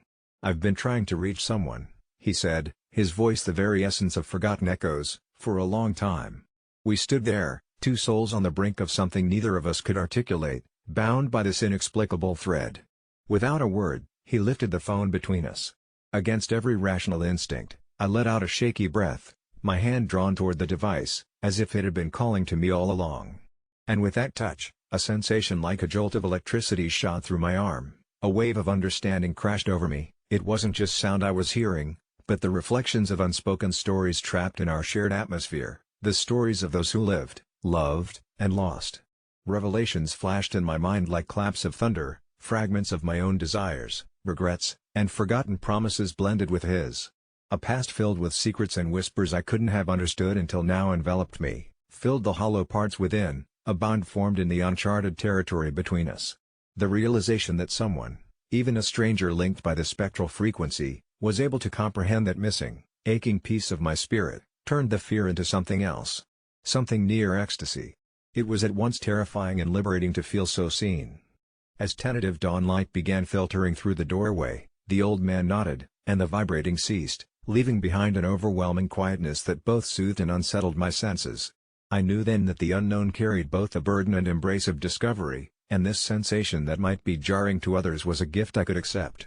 I had faced the pulse of continuity and found within its depths a peculiar solace, a connection in the chaos, one sacred to those bold enough to confront the indefinable. I watched him turn and vanish into the shadows, leaving me alone again, yet not. A strange calm settled over me. I'm no longer sure if my confession was about him or the way that mystifying sound filled the emptiness inside me, but what I do know is, whatever strange thing it has awakened, it's not nearly as frightening as never having heard it at all. I never imagined my life spiraling into the chaos that I'm now drowning in, but here I am, writing this confession more as a farewell than a plea for help. My name is Jacob, a name I hope hasn't made it into too many police reports yet, but one that's undoubtedly known by a few shadowy figures in the dim back rooms of New York's underbelly. It all started innocently enough, a night of poker with friends on the Lower East Side, the gritty yet vibrant neighborhood that's home to more stories than anyone could recount in a lifetime. That night, I sat across from faces that didn't seem all that menacing at first, Men in suits who generously bought rounds for the house, laughed too loud, and were either too interested in their cards or not at all, the kind of nonchalance that should have sent warning bells ringing in my inexperienced head. But the whirlwind of high-stakes betting was intoxicating, and I was too amazed by my own beginner's luck to notice the spiderweb I was spinning for myself. By the end of the night, I was up 20 grand, the smile plastered on my face as fake as the Rolex I wore. Sven, the lead guy, slicked back hair and eyes like a pit of snakes, clapped me on the back a little too hard, congratulating me with a grin that didn't reach the chill in his eyes. It wasn't long before a once-a-month poker game became a weekly ritual, promoted by Sven, who was always a little too generous with credit lines. I thought I was making friends, but I was sinking into the marsh without realizing it. The stakes got higher, the risks bigger, and before long, I owed more than I could imagine repaying. Sven's men, Marco and Luis, weren't exactly forthcoming about interest rates either. By the time I realized how deep I was in, the $20,000 I once won was dwarfed by a debt that seemed impossible to repay. That's when reality started taking a jagged edge, and I wished I could reset my life like one of those pinball machines when a ball gets stuck, except, here, I was the one who was stuck, and the machine was tilted out of my control. Every day after, Sven would remind me with a cheerful menace in his voice about the exposure I was under. Fail to pay, and I wouldn't just be cut off from the game, I'd be cut off permanently from daylight. I tried scraping money together, ignored the simmering panic in my gut that threatened to swallow me whole. But Sven wasn't fond of excuses. He had a reputation to maintain, after all, and he was very keen on reminding me that refusing to pay a business partner would skyrocket his costs, a downfall he wouldn't experience alone. A few persuasive visits later, my fingers taped up and nose bloodied, I knew they weren't just idle threats. Desperation does funny things to a man. It becomes a constant, almost physical companion. I took a second job bartending at a club that didn't ask questions, working myself to exhaustion trying to accumulate enough for a down payment at least. But saving was like trying to catch the tide with a colander, the urgency of Sven's ticking clock always one tick too fast. I considered running, changing my name, and heading to some nameless town in the Midwest. But I had no illusions. If they could find a man halfway across the globe, the prairies wouldn't hide me for long. One chilly evening, walking home under the fluorescent glow of street lamps, reality crashed in another layer deeper. A shadow detached itself from the corner, approaching with the kind of casual intent that screamed danger. Gabe. He was their enforcer, muscles on top of muscles, hands that could crush stones, and an uncanny ability to appear from nowhere. He didn't say much, just handed me a letter, Sven's seal imprinted ominously, and vanished back into the darkness from whence he came. My hands shook as I opened it, and the black ink might as well have been my own blood. 1 week left or the consequences would be more definitive, the letter said in that perfunctory tone that promised nothing good. With 97 hours and a ticking bomb hanging over my head, I did the unthinkable, I called the cops. Not looking for protection, I wasn't that naive, I knew better than to assume the cops could or would protect me from people like Sven. Instead, I thought maybe a sting or getting them involved would make Sven back off. But the officer who took my call seemed more interested in hints of collusion between me and the mafia than helping me. After a few probing questions, I realized I'd only dug myself deeper, painting a target not just on my back, but on my very life essence. The silence that followed the conversation was deafening, the realization that in trying to help myself, I'd only signed my fate's death warrant struck hard. I was out of time, out of options, yet in that darkest moment, clarity settled in. I had less than 4 days to engineer one last-ditch effort to escape. I started going through my contacts, unearthing fleeting acquaintances whose morality was as questionable as their sobriety. It was a gamble, but my whole life had become a pile of bets on bad horses. I reached out to Troy, a hacker I met once through mutual friends, one of those whose voice you hear but never really see. I promised him a hefty reward if he could ghost my identity, leave enough digital breadcrumbs to distract Sven and his cronies, and give me a day's head start, money I still didn't have but hoped to scrounge. Troy, intrigued by the chaos and perhaps sympathy wrapped in curiosity at my predicament, agreed. Miraculously, with Troy's digital wizardry, I managed to slip under their radar, at least temporarily. I liquidated what few assets I had, emptied my accounts into untraceable transactions, and slipped away in the dead of night, my heart pounding in rhythm to the city's cacophonous pulse. I left behind the person I was, Jacob, the fool, and embraced the hollow uncertainty of being no one. I stayed in the shadows, moving between cities, hostels, and the occasional sympathetic stranger or another like me, fugitives of our own making. I knew it couldn't last forever, that lurking just beyond the next dawn might be Gabe or one of Sven's men, the end of this game that had already gone on far too long. And as I write this, tucked away in another nameless room far from the bustling heart of the city that swallowed me whole, I realize I am the ghost of my own story, without conclusion, just an eternal echo lost in the corridors of time. Maybe, just maybe, the writing of this tale will free me, or damn me further, only time will tell. I've always been infatuated with stories, the kind that grip you by the throat and don't let go until you've turned the last page, but this time I find myself caught in a story of my own making that's turning into a tale of horror I never intended. 10 years ago, long before my world crumbled in this breakup, I created this account. Back then, I was just a college student procrastinating assignments and finding solace in the chatter of people who seemed just as lost as I felt. But somewhere along the way, amidst the shared memes and late-night discussions about everything from the paranormal to the mundane, this account became a diary, a personal vault for my thoughts and feelings. I'm ashamed to admit how often I've used it to vent about Lucy, my partner, ex-partner, and our crumbling relationship. Lately, I've felt a detached curiosity exploring the dark corners of this site, seeking distraction from the silence that has filled my apartment since she left. That's when I stumbled upon an old thread about digital spirits. Of course, the logical part of my brain knows it's all nonsense, but it's hard not to feel a chill when you're all alone, reading stories of people who claim their accounts have taken on a life of their own. Wanting to numb my heartache with something more tangible, I disregarded the warnings users shared about these spirits needing a purpose, something to hold on to, and what happens if their existence becomes too entwined with your own. It started 2 nights ago when I awoke to the sound of typing. It was faint at first, like the gentle patter of rain against a window pane, but it grew louder, filling the void Lucy's absence had left behind. At first, I brushed it off as a residual hallucination from my restless sleep, but when I logged in the next morning, I was struck by the peculiar responses from users I barely recognized, asking about cryptic messages I'd supposedly sent them overnight. My inbox was flooded with odd snippets of conversations, void of context, echoing memories of the moments I'd shared with Lucy, as if the account had absorbed my pain and was projecting it back at me. One message stood out, sent from my account: "I'm lost without her." I didn't remember typing it, yet the words resonated with a haunting accuracy, like an echo from my subconscious. Driven by a growing unease, I deleted the messages, hoping that would be the end of it. But the phenomenon persisted, each night's disruption more sinister than the last. Fragments of conversations appeared online, arguments with Lucy, declarations of love that once sealed our bond, and private confessions I had never dared utter aloud. It felt like I was peeling back layers of my past, exposing the wounds I hadn't allowed myself to properly close. I tried everything, reaching out to moderators, changing passwords, even contemplating deleting the account that had stood with me for a decade. Yet, I hesitated. A part of me wondered if surrendering my digital ghost story was akin to severing the last thread tied to a life I wasn't ready to fully let go. Last night, the typing was relentless. Accompanied by the unshakable sense of being watched, I got up to check my office, heart pounding like thunder in the night. The screen glowed an eerie blue, the cursor blinking in time with my racing pulse, typing a repetitive mantra: "Confess. Confess. Confess."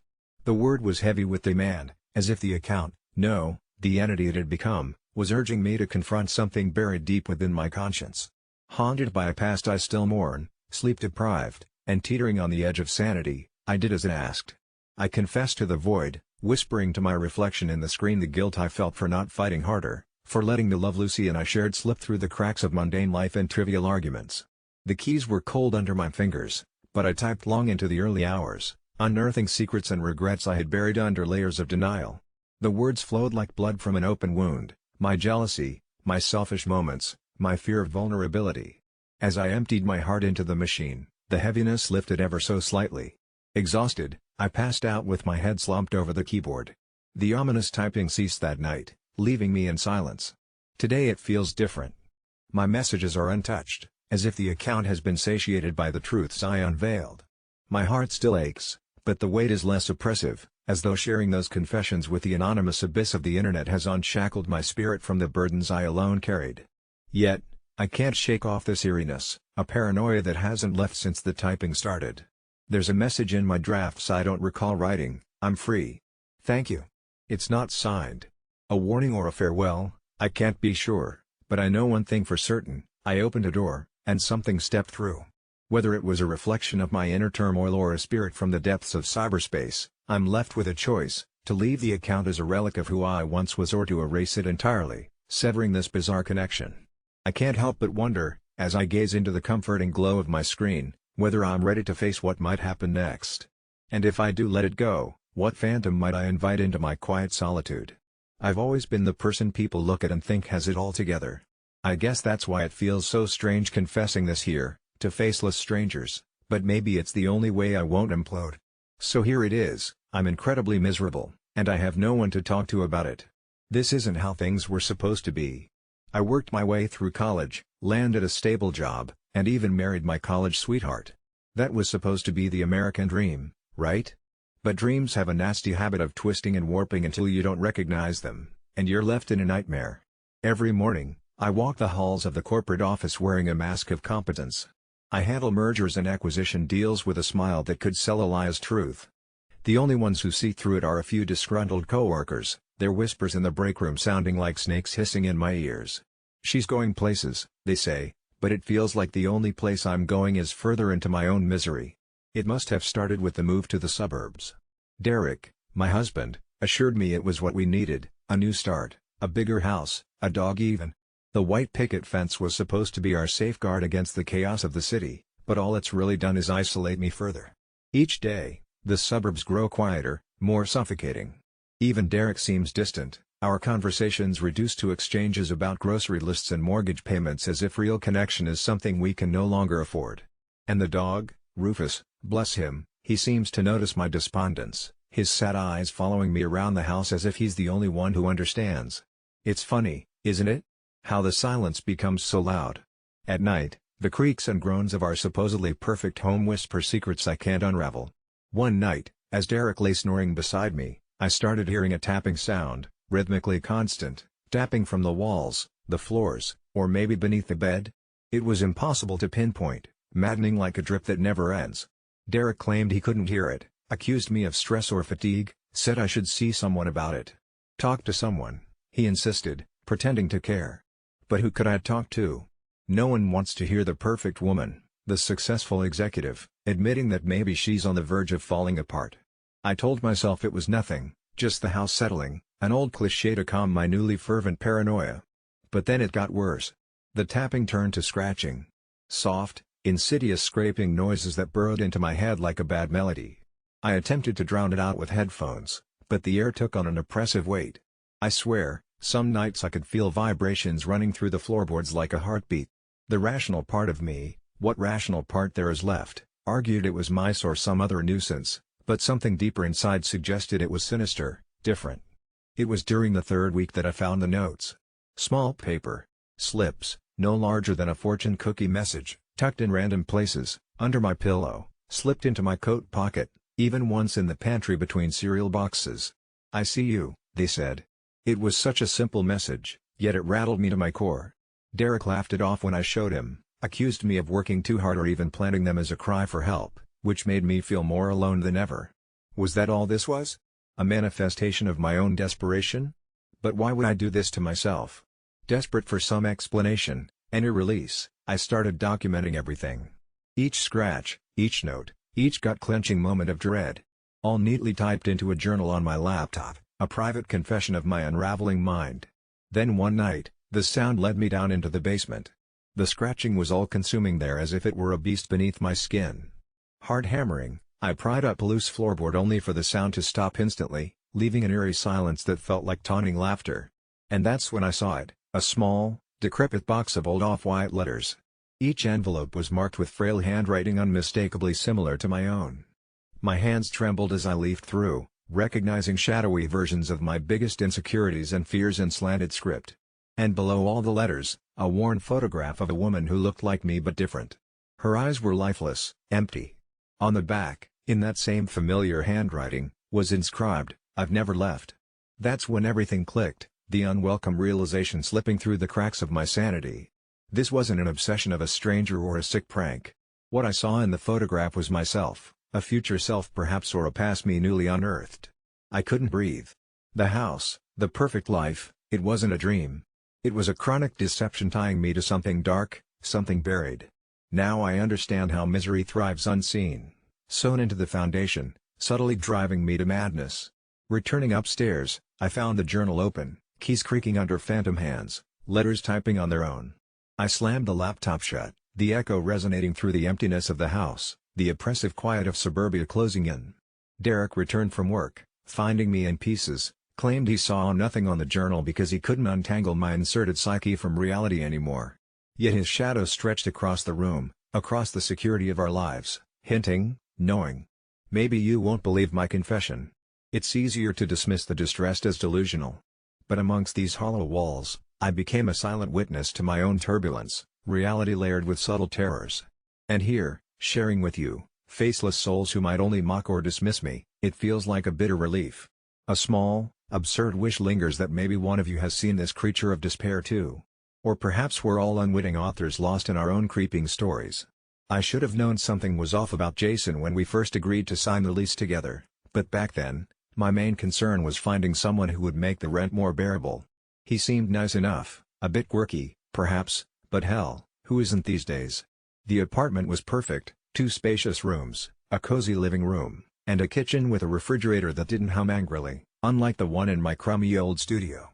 Early on, it seemed like I'd hit the jackpot, until I opened the freezer one night and found it packed to the brim with what looked like sealed dinner trays, each labeled with a date. Meal prepping is key to a healthy lifestyle, Jason had explained, his words punctuated by a nervous chuckle that I soon learned was his go-to when things got awkward. I didn't even think about it too much until the stack of those trays seemed to propagate like rabbits. What had started as a manageable annoyance turned into full-blown frustration as I realized my own supplies were relegated to one measly corner. Snack by snack, I watched my space dwindle. I tried avoiding confrontation. I really did. But let's face it, ramen and canned soup lose their charm quickly when that's all you have stored outside the freezer. One night, after a grueling day filled with the kind of endless meetings that sap your soul, I came home craving the simplicity of solitary dining comfort, a frozen pizza.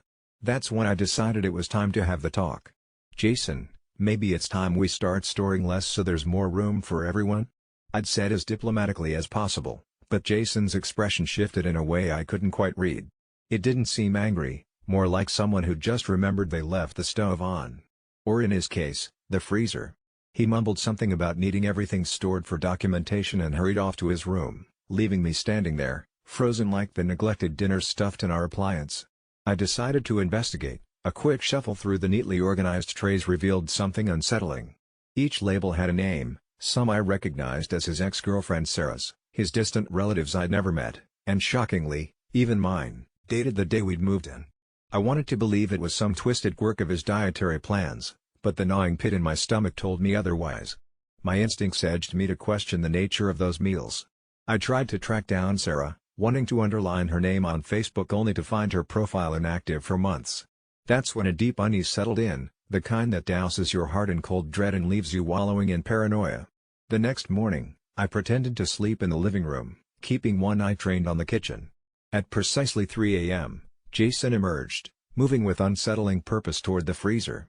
The pale refrigerator light cast strange shadows on his face as he extracted 3 trays, laying them out on the counter as if carefully selecting from a cursed deck of cards. I must have accidentally let out too loud a breath because he suddenly stiffened, his head turning slightly as though he sensed the pinprick stare of my barely closed eyes. Feigning a sleepy shuffle, I coughed and made a beeline for the bathroom, not daring to meet his eyes. I returned to the living room to find Jason gone and the trays missing. My thoughts raced. Should I confront him? Call the cops? I decided that a more subtle approach was needed, so I planted a small camera facing the kitchen, its eye trained upon the fridge's realm, hoping it would unearth some sanity to Jason's midnight ritual. That night, having inhaled enough caffeine to power a blender, I couldn't look away from the feed. The camera caught him again, this time tracing a finger over the trays, as though he were communing with each sealed package, his eyes, dull and absent. It wasn't until I replayed the footage in slow motion that I noticed the eerie thing. His lips were moving, forming soundless words too fast for me to decipher. I enlisted the help of a friend who worked in audio engineering, hopeful he could uncover the whispered secret. The dark revelation came 2 days later in the form of an email that left a chill crawling over my skin. Jason wasn't uttering benign pleasantries but rather, grotesque incantations, calling upon something that should have been left dormant. I knew I couldn't stay there, Not with him and his frozen altars to entities I dared not comprehend. Before fleeing that night with a hastily packed bag, I made the mistake of seeking clarity, implying I was no longer comfortable with the arrangement. Jason's response was peculiar. It wasn't one of anger or despair, but relief, as if a burden had been gently lifted from his shoulders. He watched with unsettling composure as I exited the door, and it wasn't until weeks later, when police found my name etched into the ice on his final remaining tray, that I realized why. In his twisted ritual, it seemed sacrifice always needed a witness. Ever since the accident, the echoes of blame have reverberated through our quiet suburban house, vibrating through its walls with a menacing persistence that no amount of silence could quell. It all started on a lazy Sunday afternoon when our 9-year-old daughter, Emily, decided she wanted to try out her new rollerblades. The sun was bright, casting a hopeful glow over our cul-de-sac, and I was lounging in the backyard, half listening to Emily's gleeful shrieks while my wife, Sarah, was inside occupied with her baking. Emily had been begging for rollerblades for weeks, swearing she'd learned it from watching her friends. I admit I was skeptical, her legs wobbly like a newborn deer whenever she tried balancing on those wheels. But today was different, she was determined, and I figured a little outdoor activity wouldn't hurt. But as I relaxed in my chair, letting the rhythmic creak of a swinging hammock lull me, I heard the unmistakable, heart-stopping scream. I jumped, rushing to the front yard where I found her lying on the asphalt, clutching her arm bent at an unnatural angle, her eyes wide with terror and pain. Time seemed to fragment as Sarah appeared at the door, her expression morphing from confusion to horror in the blink of an eye. We spent the next several hours navigating the sterile corridors of the local hospital, the doctor's voice low murmur about fractured bones and surgeries while Emily whimpered in her hospital bed. Beside me, Sarah teetered between composed reassurance for our daughter and a seething anger directed at me. It was as if I'd personally fashioned the ground to rise up and meet Emily, rather than a freak accident. We were buzzed with adrenaline, each of us taking turns to stand by Emily's side until exhaustion took us by the hand and led us to the uncomfortable plastic chairs in the waiting room. It was there that Sarah's patience fractured. A quiet argument broke out, a whisper curse over who was to blame. She accused me of negligence, of not watching closely enough. Her words were daggers wrapped in hushed tones, wielded silently but lethally. I countered, arguing that kids fall, kids get hurt, it's all part of growing up. But her eyes, usually so full of warmth, were cold and hard as winter ice, and her voice was a scant thread of composure away from a hysterical break. The door creaked as a nurse stepped out to reassure us that Emily was in good hands now, but it did little to thaw the glacial distance forming between us. Returning home, the house felt like an eerie, unfamiliar place, a shell housing the ghosts of laughter that used to resonate between its walls. Sarah moved through routines mechanically, her presence quiet but edged sharply against everything warm and forgiving. We barely talked, and when we did, it always wormed its way back to that day. I realized quickly that Sarah sought a scapegoat for her guilt, a tangible foe to fight rather than the uncontrollable chaos of life. Her days were peppered with phone calls to her friends and family, each conversation underscored by whispers and silent judgments I could feel in every side glance the community cast my way. Soon am I the asshole? Was a thought that chased me down hallways and slipped into my dreams, a question that twisted in my gut whenever I tried to rationalize my actions. Weeks later, the tension had solidified into a palpable entity. Our house felt inhabited by an unspoken wrath. Sarah remained curt, interactions reduced to the perfunctory exchange of essential information. Conversations at the dinner table with Emily, now with her arm in a neon pink cast, were stilted and uncomfortable, the cheer she once brought diluted into politeness. I watched as Sarah's attitude seeped into Emily's perception. She grew tentative, her laughter muted, seeking her mother's approval with desperation that broke my heart. I knew I had to force a confrontation, to challenge the narrative being built around me. One night, long after Emily was tucked into bed and the overcast sky draped our house in shadows, I decided to clear the air. We stood in the dimly lit kitchen, the refrigerator's hum filling the silence as Sarah meticulously dried dishes. I poured out everything I'd been keeping inside, acknowledging my oversight without shouldering all the blame. The kitchen's dim light cast long shadows that seemed to stretch like the truth between us. As I spoke, Sarah's expression began to shift, bit by bit cracking the ice that encased her empathy. Frustration and fatigue melted into sorrow, her eyes welling with tears that had been wrongfully dammed by pride and anger. She admitted to being terrified of losing control, of the world's tendency to unfurl in chaos, and the paralyzing fear that Emily's accident had brought. It was a mother's worst fear realized. We were two people navigating the trauma of parenthood, bound by love yet ripped by anxiety over the safety of our child. The air between us, thick with blame and misunderstanding, slowly lifted as we recognized the burdens each carried invisibly. We embraced, a silent apology passing between us that mere words could never articulate. We promised to rebuild, brick by unsteady brick, the structure of understanding that stood cracked in our marriage. Emily needed parents who picked each other up after a fall, not ones who stayed sprawled on the pavement of guilt and recrimination. As the morning light spilled into the kitchen, illuminating the dust motes that danced merrily in its glow, Sarah and I sat close, sipping weak coffee, and for the first time since Emily's accident, that oppressive question didn't carry the same weight. It was as if opening our souls to vulnerability had released a specter, allowing us to coexist as joint guardians of our daughter against the unpredictable whirl of life. Gradually, conversations normalized, and Emily began rolling her eyes at our dad jokes, her cast a badge of bravery she loved showing off. In the end, it wasn't about siding with anyone, it was about finding security in a world of uncertainty, the realization that we could falter and still be each other's anchor in the storm. Breaking into homes wasn't new to me, it was practically a routine, a twisted game of cat and mouse where I always emerged the unscathed victor. This night, though, was different. I'd scouted the neighborhood for weeks, pinpointing the perfect target, a decaying house on the end of a cul-de-sac, windows blind with dust, grass in an eternal battle with weeds. Every story I heard whispered the same thing: the old Mason place, they called it, had been vacant for as long as anyone could remember. Kids dared each other to knock on its door, urban legends swirled about restless spirits and vanished vagrants. To me, it was a dark jackpot, a place with history and tradition begging to be part of my less-than-legal activities. Under the cloak of night, I cut across backyards, the moonless sky a hindrance to comfort but a boon for concealment. The house loomed ahead, a monolith of neglected American Gothic with its sagging wooden porch and creaky weathered boards.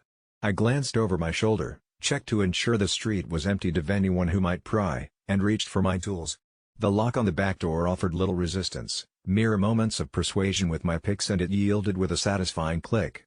Inside, the air was stale, heavy with the scent of mildew and something metallic I couldn't place. My flashlight carved a path of light through the darkness, illuminating dust-laden surfaces and forgotten furniture covered in white sheets.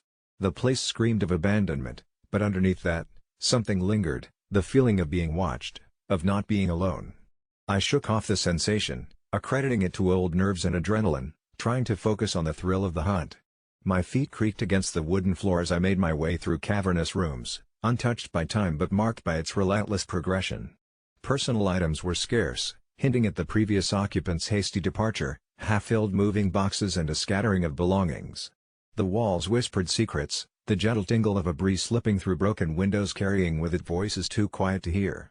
At one point, the beam of my flashlight caught a portrait on the hallway wall, faces frozen in time, two adults and a child, staring out with eyes that seemed almost too lifelike. An odd shiver ran down my spine, a primal instinct urging me to leave, but curiosity had always been my downfall. Drawn by some unseen force, I navigated towards an arched doorway leading into the house's depths, the basement stairs yawning in front of me, a maw of darkness beckoning like a siren's call. The steps creaked as I descended, each groan resonating in the confined space, echoing an eerie lullaby. At the bottom, my light caught stone walls lined with shelves overstuffed with jars, each filled with cloudy liquid and shapes I couldn't quite discern. Then I heard it, a whisper, so soft I nearly dismissed it as a trick of the echo. "Leave," it said, a sibilant hiss that sent ice through my veins. I froze, flashlight clutched like a lifeline, my brain debating flight even as my body stood inert. The words seemed to float around me, taunting, questioning my audacity to invade this space. My hand jerked, sending the flashlight beam dancing wildly across the room, revealing more than I intended to see. Along the far wall, a section looked different, as though the bricks had been haphazardly replaced. Gouges marred their surface, frantic scratch marks trailing off into a mess of reddish stains. My heart pounded louder, its rhythm matching a distant thumping that wasn't mine. "Leave," the voice coiled around me again, this time more insistent. I panicked, the realization that I wasn't alone gripping me with icy fingers. Light began to shift around the room, not from my flashlight, but from the walls themselves pulsating with a luminescent shimmer that outlined faces beyond count, expressions twisted in a symphony of anger and despair. Desperation clawed at my chest as I stumbled back, my mind convulsing at what should be impossible. In my frantic retreat, I collided with a shelf, jars tumbling and shattering, their acrid contents releasing a miasma that filled the air with sulfur and decay. The room growled around me, Anger incarnate, the faces merging into shapes that hungered for mercy.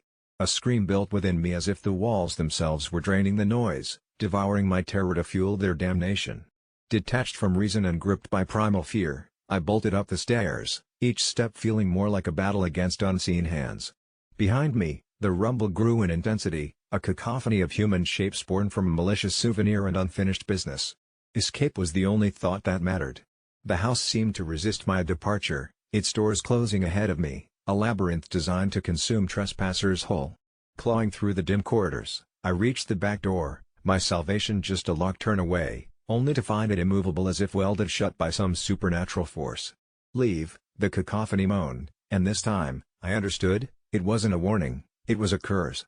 With desperation tainted by acceptance, I resigned myself to a mad dash for a window, where a century-stained latch grudgingly gave way, the glass splintered as I barreled through, landing in a heap on the lawn outside. My breath came in ragged gasps as I crawled away, never daring to look back at the place that still hissed my name, alive in ways stone and timber should never be.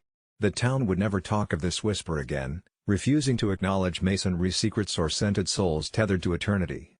But I knew, oh, how I knew, attuned to its memory, a reminder branded upon my psyche to revere boundaries not meant to be crossed. When the shattering of glass echoed through our cramped living room, it wasn't just the vase that broke. It was the thin facade I had been holding onto for months. Sitting there in the dull glow of our flickering TV, surrounded by the remnants of failed dreams and a miscarriage that left me hollow, I stared at my mother, a beacon of possibility holding onto a secret of her own. There was a time I would have thought destiny had a cruel sense of humor, but this went beyond any cosmic jest. I was 28 when the ultrasound technician broke the news. The nursery remained unused, the walls still adorned with soft yellow birds ready to greet a life that never came. My mother, at 52, had shuffled into my room shortly after, her face an unreadable mask, clutching her stomach with a wild disbelief that mirrored my own. "You're going to have a sibling," she had said, as if the weight of her words was something we could both bear. And we, unwilling conspirators in this twisted play, carried on our lives. Beneath the smiles at family gatherings was the gnawing void of a child I never met, and the world wasn't aware of the story blooming in our midst, an impossible pregnancy that seemed more like a fairy tale spun by lunatics than reality. To cope, I nestled into routine, drowning under its predictability until the unexpected visit from Tom, my typically reticent brother. He stood in the doorway, fidgeting, eyes darting like a moth caught in undulating candlelight. "Sarah's pregnant," he blurted, the silence that followed tethered with the weight of 1,000 unspoken fears. Here was a tale we dared not even whisper, lest the fragile web of secrets binding us tear apart at the seams. Our parents were away at a doctor visit, leaving us alone to reckon with the strangest luck akin to staring down a cracked, antique mirror reflecting fractured destinies. Every long-forgotten resentment seemed to claw back into our minds, relentless and fervent, unrelated yet entirely connected. I often find myself gazing out the kitchen window at the dusk settling in like a bedraggled stranger making itself at home, pondering why fate chose our family for its sinister experiments. I follow the mundane, yet peculiar rhythms of our household, the scrape of forks against plates, the muffled arguments through thin walls, all while enduring the cacophony of blessings and curses from this supposed stroke of impossible luck. With each passing day, my mother grew rounder, her resilience like a pioneer venturing into the unknown wilderness. And as her due date crept closer, Tom's apprehension swelled, the shadow of his impending fatherhood looming, a specter feeding the desperation in his eyes. The night my mother went into labor, an unseasonable storm raged outside, tearing at her house with icy fingers as if eager to capture any warmth and joy before it could take root. I drove her to the hospital, shooting anxious glances towards the back seat where she panted and grimaced. Memories of my own time in a hospital washed over me, flecking the air with an inescapable déjà vu that settled around us like dust on rarely touched surfaces. I had rehearsed everything I would tell her at that moment, the doubt, the fear, the unyielding sorrow. But instead, the words dissolved, leaving only silence. Then, after hours that seemed like days, my brother's baby joined the world with the same abruptness as the squall outside. We stood at opposite ends of the maternity ward, each enveloped in our own minds' narratives, punctuated only by the cries of new life. Tom couldn't know the turmoil I experienced as I watched him cradling his tiny, wrinkled daughter, a bizarre echo of the joy stolen from me. In the adjacent room, my mother lay holding her newborn son, radiance and exhaustion etched in equal measure across her face. The two halves of my new world collided there under harsh, sterile fluorescent lights, beginnings unimagined, endings I still grieved. Standing at that strange crossroads, I understood the uncanny cycle spinning us all into an uncertain future, this shared, inexplicable dance my family and I stumbled through, where the miscarriage, the new brother, and my brother's child were confusing notes in a song none of us had intended to play. It dawned then like a blade slipping between ribs, that life was stretching around us in its timeless web, pulling strands taut and bringing us to our knees, making us acknowledge immortality as inescapable as the setting sun outside the window. And so, we stood there, a family reborn through unexplainable means, a daughter who had lost but gained in the most surreal form, a son now a father shadowed by century-old wisdom, and a mother traversing earthly and unearthly boundaries as nonchalantly as a walk in the park. Could this be real? I ponder as the hospital smells fade into the background, overwhelmed by the overpowering scent of new life tempered with a twang of bitterness. Fate had given us wretched uncertainty packaged within miraculous opportunities. As I leave the hospital, squinting against the pre-dawn light, a strange resolution casts its light across my bewildered heart, realizing that our story was merely a new chapter in an endless, unpredictable, and reckless book of life itself. There's a certain peace that comes with realizing you've completely given up on yourself. No expectations, no pressure, just an unsettling nothingness. For the last 3 months, I've been living in the shell of myself, a ghost haunting its own flesh. I have no job, no friends left to pretend for, and my apartment looks like a crime scene. Once vibrant with laughter and life, it's now a shrine to my inertia, cluttered with trash and the unwelcome scent of decay. But it's not the clutter, not the joblessness, that got to me eventually. It's the empty reflection in the mirror, the dull eyes staring back, eyes that had seen too much but were too afraid to see any more. That's when I started noticing the whispers, faint and indistinct at first, like wind slipping through the cracks. They seemed to murmur from the walls, a symphony of hushed voices that crescendoed into choruses I couldn't ignore. I always had a fascination for the supernatural in my better days, you know, a fleeting interest in the ghost shows on TV, bored afternoons spent reading about paranormal theories when I should have been working. Little did I know it was preparation for the terror that would unravel my sanity. One gloomy evening, with rain battering the windows like distant drumming, I first heard them clearly, or, rather, felt more than heard, a soft susurration in my ear, as intimate as a lover's whisper. "Why haven't you fought yet?" they asked. Panic made my blood run cold, a fiery iciness that rooted me to the spot. Trembling, I turned to find an empty room wrapped in shadows, the silent answer to my fear. I tried reasoning, dismissing it as a product of my isolation breeding hallucination. Yet, night after night, the whispers persisted, with new voices adding to their eerie choir, weaving tales of regret and lost courage. I set up cameras in desperate curiosity, convinced I could prove to myself it was all in my head. What I saw instead was far more unnerving. The footage showed my apartment in grainy monochrome, static-filled and ordinary except for a faint movement. From the corner of the screen, a flicker, like the air bending, slowly turned towards the camera. As it moved, shapes formed, vague but distinct enough to outline faces twisted in silent wails, an agony caught in perpetuity. They shifted as the night progressed, flowing like ocean currents, murmuring in their ceaseless pursuit of peace. I felt I'd been imprinted on by the spectral chain, sinking with their burdens and followed by questions I could not shrug off. Was I supposed to help them? Or worse, join their ranks, another muted soul consumed by regrets? Their presence seeped into my dreams, veering them into nightmarish landscapes filled with shadowy echoes of myself, stripped of life's purpose or solace, always begging, "Take action. Fight back." I couldn't figure whether it was guilt or a genuine plea for saving myself, or them. My days bled into each other, reality smeared with doubt and dread. Yet, slowly, as if painstakingly crafted, an answer revealed itself.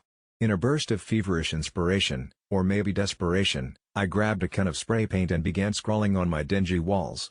Words flowed, ideas I'd ignored for years, concepts that seemed foolish before suddenly demanded life, a manifesto to confront the unnerving void within me. Each line translated into the fiery whispers of the haunt, a validation, a record of who I once was and maybe could be again, if I dared. As I worked, the weight of the voices lightened, their babble transforming into something akin to cheering. A quiet optimism seeped from my mind, unsettling yet wholly mine. In small defiant victories, I pried open the blinds to let slivers of sunlight invade the darkness, threw away rubbish, and cleared the space of its gloom and odor, not as acts of reclaiming my life but as reminders I still had commands. But inevitably, with each piece of baggage discarded, I expected a confrontation from my spectral companions, a reckoning or release. Instead, they diminished, leaving only a whisper of gratitude trailing the edges of my perception, as if tethered to a destiny tied directly to mine. That's when I knew, their liberation was bound to my own resolution, intricately meshed into the loud silence I had so foolishly embraced. Now, when I look in the mirror, I recognize the eyes that meet mine. They're still tired, yes, but there's a glint, a fight tethered to the stories and messages I honored on my walls. I don't claim it was easy or that I'm completely free of my haunted existence, but there's a marked difference. I'm living, not simply existing. The whispers still linger if I let my guard down, remnants of shadows born from tangled psyches. They remind me where complacency leads, where giving up buries you. But I'm no longer afraid of the work it takes to wrestle myself from despair's grip, to push beyond the whispers that urged my inaction. Though I have no grand ambitions or a perfect life mapped out ahead, whatever shape my world takes is sculpted by my hands, not drawn by phantoms. I might be a little broken, but that's all right. I've gathered my shards. From them, I'll build something new.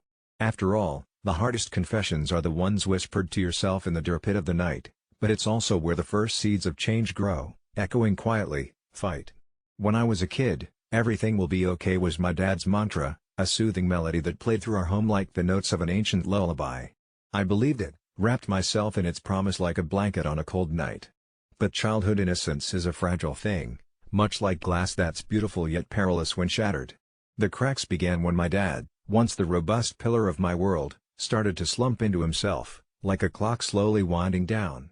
It first manifested in the little things, missing tools around his workshop, forgotten names of old friends, but when he began confusing my birthday for my sister's, I knew something was terribly wrong. Despite the doctor's white coats and sterile reassurances, their words felt hollow, more for themselves than us. Early onset Alzheimer's. Dad's strong hands that built my treehouse now fumbled with the simplest tasks, shadows haunting the blue of his eyes. I moved back home, abandoning a nascent career, clutching onto threads of our past life, trying in vain to stitch together our unraveling continuity. "Will it get better?" he'd ask, his voice fragile as paper. "Of course, Dad," I'd lodge, hiding the tremor in my voice. But how could I confess? How do you tell the man who taught you bravery that the monster lurking under his bed wasn't one you could scare off with a flashlight? The worst part was the intermittent clarity, the moments where he'd look at me, really look, and whisper, "I'm slipping, sweetheart, aren't I?" I'd choke back the truth, forcing a smile, knowing denial was a privilege I couldn't afford. Every forgotten memory was like a funeral, mourning the loss of pieces of my dad while pretending life went on uninterrupted. Mom tried to maintain her stoic demeanor, yet I saw her falter, misplacing keys and burning dinner more often, as the reality of our situation flayed her sanity. I stepped up, or at least I tried to, cooking meals he forgot to eat, telling stories of our childhood he no longer remembered. The nightmares came next, taunting specters dragging him from sleep to waking confusion, leaving him breathless and me with another flammable reminder that no, nothing was okay. I started recording his better days, convinced that digital memories could survive what biology could not, but every time I watched them, the gaps in his presence echoed louder, a chilling void where affection used to reside. Then came the day I dreaded most, when my name slipped from his memory like sand through an hourglass. "Who are you?" he asked, the desperation in his eyes something my heart never imagined before. Masking my crumbling insides, I answered, "It's just me, Dad," as cheerfully as I could muster. It felt like betrayal, a deceit I willingly wrapped him in. The reality he deserved was beyond my courage to deliver. I fantasized about finding a miracle cure, something to rewrite the unyielding etchings of his diagnosis, but reality is an unforgiving teacher, and all I could do was stand silently beside him, holding onto his hands as desperately as I held onto memories. Now, as we prepare to admit him to a full-time care facility, a kind place with smiling nurses and pastel walls, I am tormented by guilt, the knowledge that I've prolonged the inevitable. As I helped him pack, folding clothes with care, he looked at me with fluid tears pooling in his gaze. "I used to hold you when you cried," he said, a fragile recollection that floored my very soul. "I remember, Dad," I replied, "you always said everything would be okay." As the words left my lips, a bitter laugh escaped my chest because here I was, an adult now, a picture-perfect paradox of the child he once knew, telling the most significant lie of my life. The absence of hope is insidious, burrowing deep, a thief of the sincerest kind. For the truth is, everything will not be okay, and I am terrified of the unknown darkness that awaits once he's gone, a finality to our shared lives. As they gently escorted him away, I lingered behind, clutching a family photo tightly, knowing that while his body might forget, his love will forever haunt the fragments of what remains of my heart. I always believed that I knew every quirk and habit of my husband, Tom, who I had shared the last 7 years of my life with. We built a life together, filled it with laughter, intimacy, and comfort, or so I thought. Lately, though, something was strikingly different about him, and it gnawed at me like a relentless itch I couldn't scratch. It was subtle at first, a fleeting shadow in his eyes that seemed to whisper secrets I couldn't comprehend. I dismissed it initially. Everyone has bad days, stress from work or family obligations, and Tom was no exception. But the instances of something being amiss increased, tiny aberrations that seemed inconsequential alone but began weaving an unsettling tapestry when viewed together.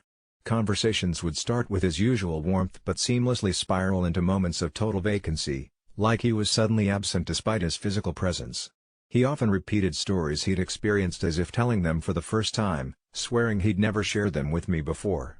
At dinner, he would crack his usual dad jokes, but upon seeing my laugh, a puzzled look would cross his face as if he didn't understand why I found them funny. In bed, he moved differently, his familiar embrace replaced by a type of mechanical coldness that sent chills down my spine.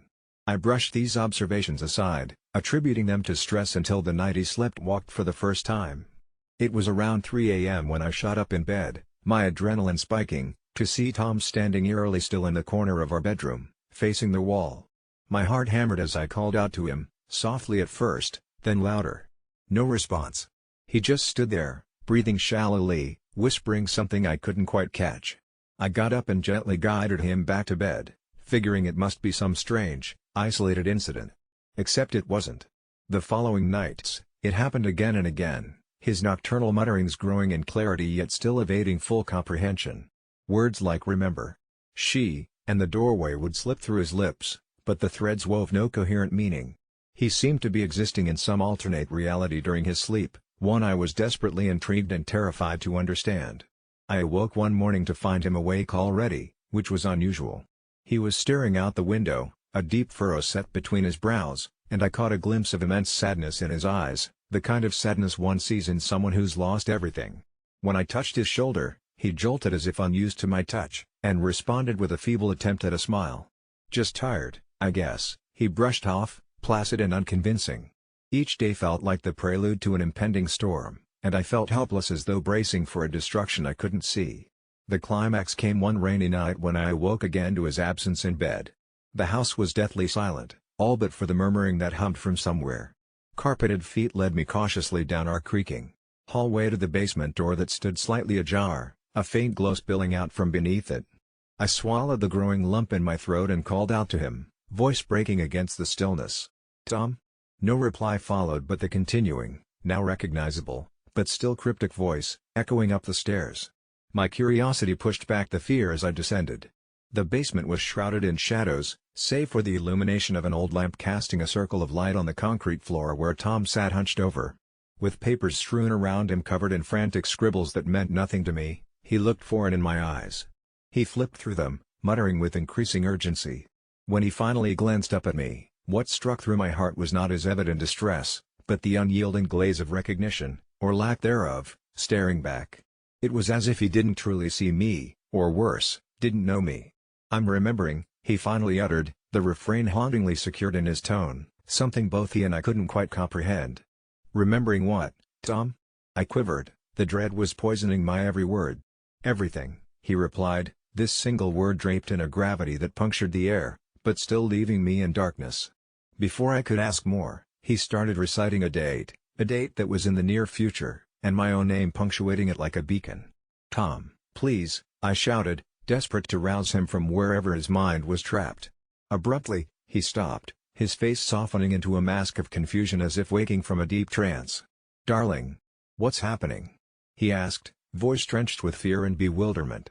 I managed to pull him up the stairs, back into the light, both of us trembling as the fear danced vigorously between us.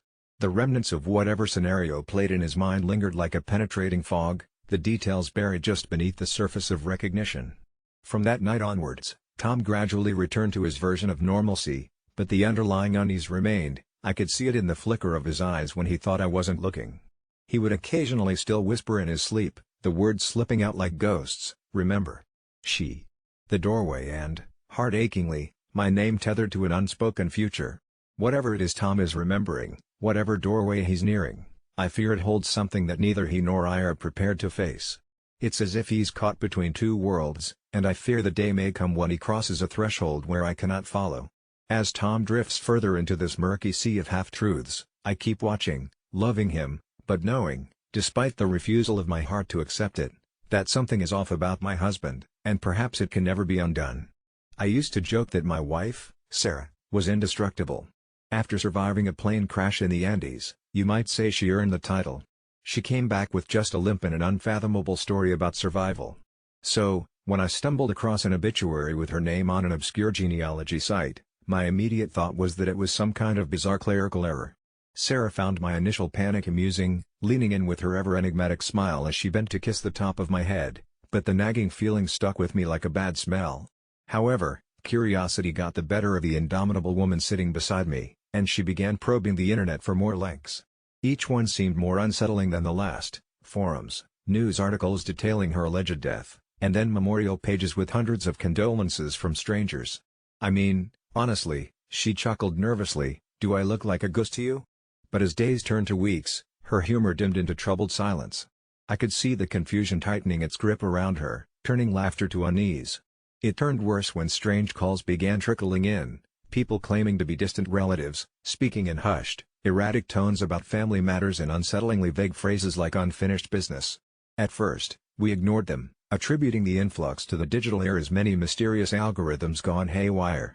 Yet, some were far too detailed, referencing events in Sarah's life only known to close family and, in some creepy cases, things even she didn't remember. Then came the man at the door, a nondescript visitor in a gray trench coat, his face forgettable except for the shadowed eyes that betrayed no sign of warmth. His voice had been unsettlingly soft, yet carried an ominous certainty when he said, "I know who she is," gesturing towards Sarah with a knowing nod. The room grew chillingly quiet, and for the first time, I sensed a shift in Sarah, an unease, hinting at some repressed fragment of knowledge stirring within her. When she finally spoke, her voice was a whisper, "I need to know more." We fell into a deep dive of research, poring over archives and databases, reaching out to anyone who might provide a clue. During those feverish nights, unexplainable oddities began to unfurl around us. Objects weren't where we'd left them, shadows slithered where light should pierce, and the air at home felt charged, thick with unseen static. Even her reflection seemed wrong at times, subtly off, as if mimicking her actions with an infuriatingly slight delay. One particularly fraught night, Sarah opened up to me, delving into a memory long buried, or suppressed. As she spoke of moments from her childhood that didn't fit, déjà vu that plagued her life, she became different, her words mirroring entries from digital fragments we pieced together. We delved into her past, contacting everyone from childhood teachers to old friends to confirm minute details of her life. Each conversation left us with more questions than answers, piling fragments of inconsistency upon the growing mountain. Then came the photographs, box after box unearthed from dusty attic corners. Portraits that were both comforting and disturbing, where an uncanny doubling seemed prevalent. Sarah's face appeared beside a shade of herself, a mere edge in frame, yet consistently there, two smiling mirrors of memory. Finally, after weeks of soul-crushing doubt and fear, we discovered an unnervingly succinct note slipped under our door, penned in beautiful yet chillingly foreign script. "Look beneath the surface." This cryptic message launched us further down the rabbit hole into territories bordering mysticism and science fiction. As if our lives had been co-opted into an elaborate narrative woven by some unseen hand. A visit to an obscure historian confirmed our worst suspicions. His study reeked of dust, filled with relics and theories about doppelgangers and parallel lives. Trusting him seemed absurd, yet, desperation makes fools of us all. He spoke of a rare phenomenon: sometimes, a life out of its place seeks balance by manifesting in two realities, each operant but detached from its counterpart.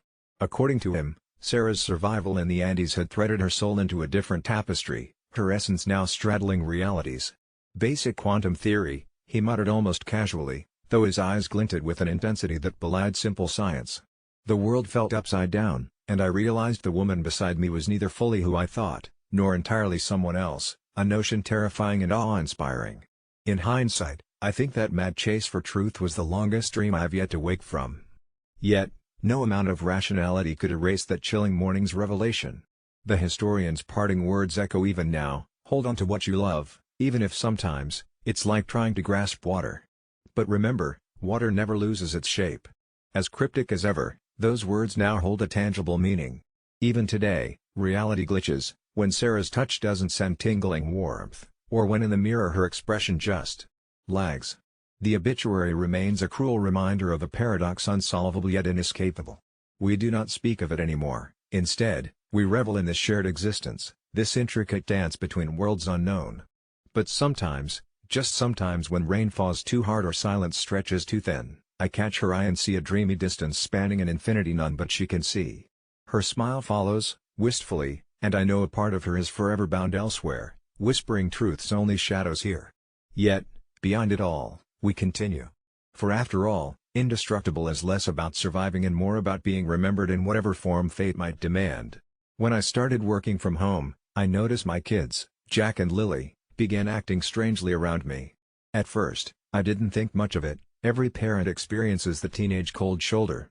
But things took an unusual turn last month when, out of nowhere during a minor argument about chores, Jack spat the word pervert at me with a venom that chilled my blood. I laughed it off, thinking it was just a teenage outburst, but their usage of the word became more frequent, more deliberate. Every time I asked them to do something or set boundaries, I was met with that word, that accusation. I found myself drowning in confusion and worry, unable to comprehend where this was coming from. I tried talking to them, explaining that words have weight, that they should be careful with their accusations, but my attempts only fueled their aggression. I even caught Lily whispering on the phone, describing our interactions with a distorted perspective to someone unknown. Desperate for answers, I briefly considered hacking into their phones but decided against it. I didn't want to become the very monster they seemed to think I was. So, I turned to the next logical step, therapy. We met with Dr. Havers, a kind-eyed woman who glanced at me with what felt like the sympathy you'd reserve for a sick animal. My wife, Julie, stood by me, but I could sense her unease. She wanted this sorted for the kids' sake, oblivious to the deeper implications. During the session, the kids remained eerily silent, stonewalling any progress. Dr. Havers suggested family activities to rebuild trust, but it was during these sessions that the whispers returned, louder and more dissonant. One night, I overheard Lily recounting our therapy details in excruciating detail to someone through the thin walls. Curiosity finally overrode my ethics. I timed my actions around her scheduled social outing and accessed her phone. What I found was a conversation thread with someone known only as the mentor. My heart sank as I read through messages that cast me as a deviant, followed by coaching responses, urging Lily to record our interactions to gather evidence. More terrifying were suggestions to escalate accusations, specific days on the calendar with instructions to create opportunities and enlist Jack's help. I was missing something critical here. There was a puppet master orchestrating my downfall. The name the mentor stirred something familiar, like a half-remembered dream. I scoured my mind, late into the night, then it hit me. A local parenting forum I used to frequent often counseled by a seemingly benevolent figure dispensing advice to troubled teens. I pulled up the forum, sifting through pages of advice columns until I found them, detailed scripts advising dissatisfied teens on faux abuse narratives. I felt sick. Lily and Jack weren't just angry kids, they were manipulated soldiers in a personal vendetta. The therapist's solution was useless. I needed something drastic, something that could expose the truth. Armed with a newfound resolve, I decided to challenge the mentor, constructing a digital trap that could capture proof of their unlawful grooming. Meanwhile, I fortified my relationship with the kids through genuine communication, slowly persuading them of the sinister nature behind these virtual whisperings. The plan was to draw them out, to trick this faceless entity into revealing itself, but even as I set things into motion, I could feel the noose tighten around my neck with every disastrous family interaction. The mentor seemed to anticipate my every move, sending encouraging whispers to the kids to stay strong, to not be swayed by manipulative arguments. Julie, oblivious to the dark undercurrents, began questioning my sanity when I broached the subject. To the outside world, I was just another paranoid dad on the brink. Days turned to weeks, the mentor torpedoed friendships and frayed bonds, whispering accolades to Lily and Jack for their resolve in fighting the good fight. My covert crusade into the digital underworld yielded nothing but derailed tracks leading into voids, encrypted messages, defunct websites, cyberspace echoes of a silken voice encouraging rebellion. Then, unexpectedly, there was a breakthrough. During a moment of sophomore internet bravado, Jack slipped, revealing the handles of forum threads where they connected with the mentor. The web cocktail of truth was mixed with what little energy remained within me. With every swipe and click, the threads unraveled stories of digital disobedience, twisted narratives, entire families falling prey just like us. Why us? I had asked Jack one evening, genuinely curious beyond anger or desperation. His reply was chilling in its simplicity: because you need to be taught a lesson. The realization was gut-wrenching. The mentor was more than a leaderless 4M phantom, it was a collective, a legion of disillusioned individuals bent on teaching arbitrary life lessons through chaos. With newfound clarity, I went nuclear, drawing upon every last shred of familial instinct to save my children from the digital abyss. I invested myself wholly into their trust, tearing down the digital pedestals the mentor had erected, and slowly, with persistence edging on obsession, we dissected the threads together. It was painfully slow, a raw process that reopened old wounds, but with every exposé, the words pervert became less laden with stigma and more like a symbol of misunderstanding. Little by little, as the faceless menace lost its vice, the kids returned to themselves, shedding their armor of defiance against a father they barely recognized when under siege.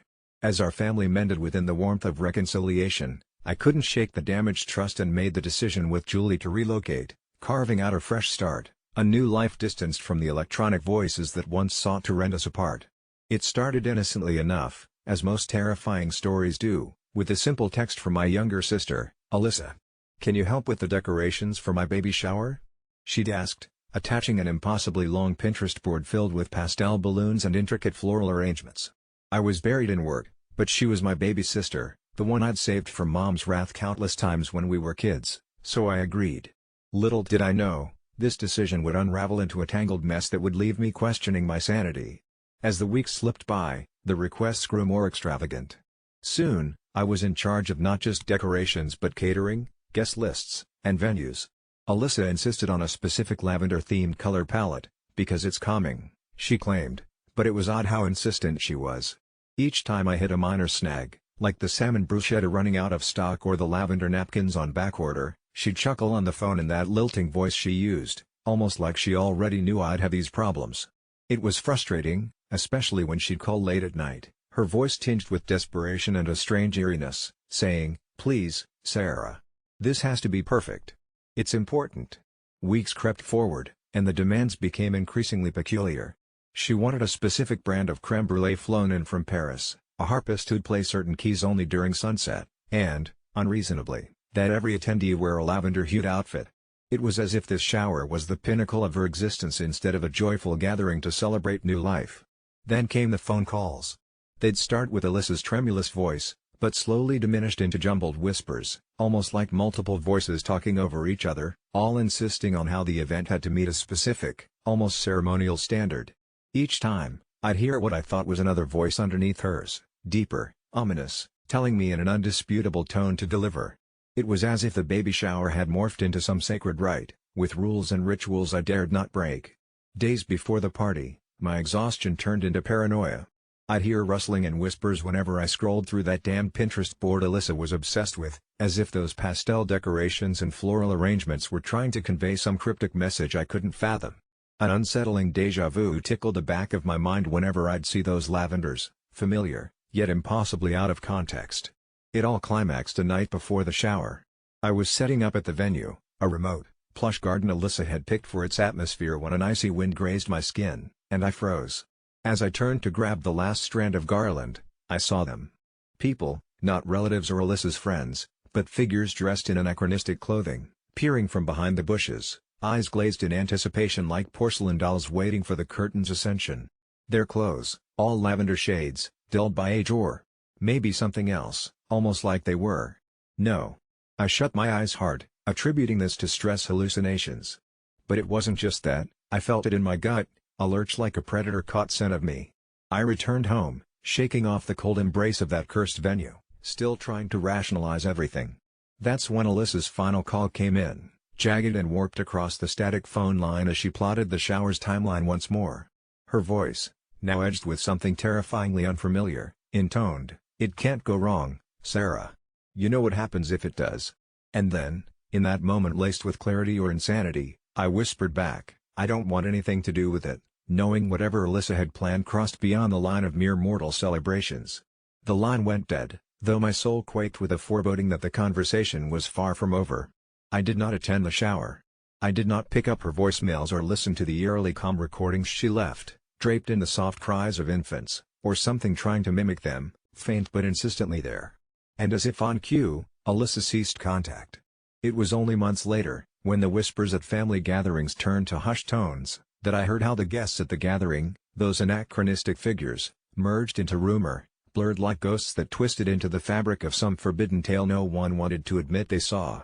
They spoke of how those figures somehow vanished as the clouds swallowed the sun, leaving a lingering impression of purplish haze that seasoned the stories of everyone present.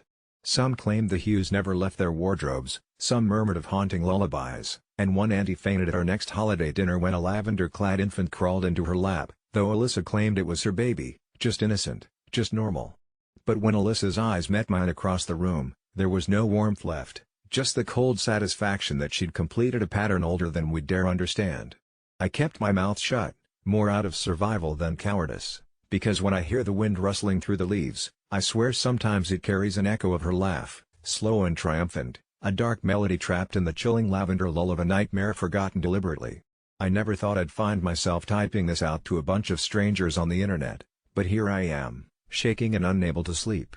It was just an ordinary morning. The sun was creeping over the horizon, casting its first golden tendrils onto an unsuspecting world.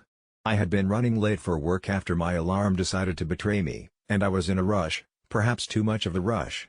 You see, the road that stretches from my house to the office is a winding path through some dense woods, and despite its tranquil appearance, it transforms into a dark, shadowy gauntlet at dawn.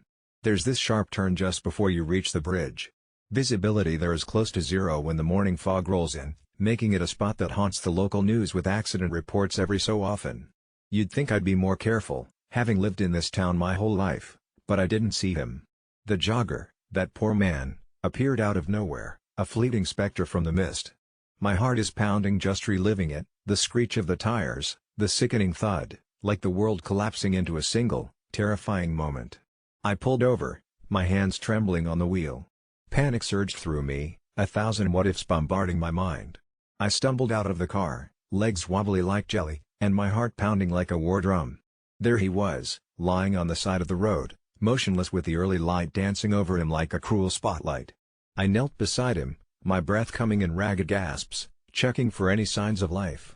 He was breathing, barely. I wanted to call for help, every rational thought in my mind screamed at me to do so. But there was another voice, a quieter, sinister whisper, reminding me of the consequences. I glanced back at my car, the front bumper crumpled like an old tin can, and I felt a paralyzing wave of dread. In a flash, I imagined my life unraveling, my job, my freedom, my entire future hanging by a thread. I know how admissions of guilt work here, where the law and consequences feel more like the swing of a guillotine than the blindfolded Lady Justice. I couldn't afford it, literally and figuratively. And just like that, I was backing away, my survival instincts overwhelming any moral compass I had. I got in the car, every fiber of my being fighting my decision as I slammed the door shut and drove away, leaving him behind, alone and injured. I told myself I'd go to the police later once I sorted out my thoughts, but here I am, still undecided, my conscience screaming at me. The rest of my day blurred by like a bad dream, each sound amplified, the clacking of office keyboards, phones ringing, my boss's droning voice, all forming a cacophonic symphony that was slowly driving me insane. Not a soul seemed to notice my distress or the blood that I felt stained my every move. And then, as if by some cosmic jest, there was a newsflash, a hit and run on that very road, the jogger in critical condition with the police seeking any information. Guilt pierced through me, sharp and unrelenting, leaving me suffocating under its weight. Every face suddenly seemed to bear silent judgment, every eye a prying intruder into my burgeoning turmoil. My friends wondered why I was more quiet than usual, why I flinched at every shadow. And then the call started. At first, it was just breathing, a soft, eerie rhythm echoing over the line whenever I answered, leaving me chilled to the bone. But then came a voice, distorted and hollow, whispering my name. I saw what you did. Each call lasted mere seconds but felt like an eternity, my sanity slipping with each new message. Was it him? Had he somehow found me, his spirit lingering in my wake, seeking justice, or was it guilt manifesting in my mind, wreaking havoc on my every thought? I unplugged the phone, hoping to cling to some last shred of peace. Yet, as I write this, My heart skips a beat at every creak and groan of the house, feeling eyes upon me in the shadows, waiting. I can't tell anyone. How could I bring myself to confess to such horror? I feel trapped in this spiral, caught between fear, regret, and a desperate need for redemption. The weight has become unbearable. I see him in my dreams now, standing on the edge of the fog, waiting, always watching. The dread has me tired and old more than I have ever been. What can I do when every path leads to my own ruin? I wish I could turn back the clock. If only I'd stopped to help, called for an ambulance, did something other than give into panic. Maybe then I wouldn't be here, eyes wide open, fearing the inevitable knock on my door. It's only a matter of time before my crumbling resolve is torn apart by a reality of my own creation. How does one live with such a damning secret, a confession I wish I could share with more than just faceless companions on the internet? Maybe they know when your own words betray you, unraveling across a screen. So here I sit, hoping to find some solace or guidance, dreading both the implications of silence and the words now permanently etched into my digital confession. For over 2 decades now, I've carried pumpkin seeds in my pocket, scattering them across every place I've visited. It became a ritual, beginning from a whimsical thought and spiraling into something far more sinister than I could have ever anticipated. It started innocently enough. I remember my grandmother's garden filled with the vibrant, sprawling vines of pumpkins that transformed her backyard into a living fairy tale. The simple act of sowing life from such an unassuming seed entranced me as a child. It felt like magic, seeing the small orange globes grow into massive, glowing entities beneath the leafy canopy she lovingly tended. After she passed, I found solace in planting seeds wherever I wandered. It was my way of keeping her spirit alive, nurturing the same enchantment I once felt in her garden. Every pocketful of seeds carried hope and remembrance, and I naively believed in their harmless whimsy until strange things started to happen. At first, I didn't connect the dots. The vines would appear in odd places, threading through sidewalk cracks in cities, creeping across suburban lawns, and climbing up trees in parks. But then the reports began. Neighbors spoke of strange occurrences near these pumpkins, whispering tales of shadows moving in the corners of their eyes, of ground that felt alive, pulsing like a heartbeat beneath them. A sense of unease settled over the places I'd been, and people began to avoid those areas, sensing something was amiss but unable to articulate it. I, too, started noticing peculiarities. Pumpkins that grew seemingly overnight into enormous, twisted shapes, far beyond normal autumnal bounty. Faces seemed to form in their ridged surfaces, grinning and leering in the darkness. Birds would not perch near them, their songs absent in their presence. One night, while traveling through a remote stretch of woods, I heard a rustling. My flashlight caught glimpses of hulking shadows shifting among the trees. The pumpkins there had grown immense, their vines thick as my arm, pulsing faintly with an unsettling life. Hidden within the shadows were forms that seemed to torn from nightmares, distorted figures that never fully emerged from the shade, watching me with an intelligence that was deeply, instinctively wrong. I fled, seeds spilling from my pockets as I ran, trying desperately to escape a horror I had unwittingly propagated. Over time, the connection became undeniable. The more seeds I planted, the stranger the manifestations grew. The vines almost seemed conscious, stretching towards people, their tendrils curling like fingers. An oppressive weight filled the air near the pumpkins, a palpable malevolence that chilled even the warmest summer breeze.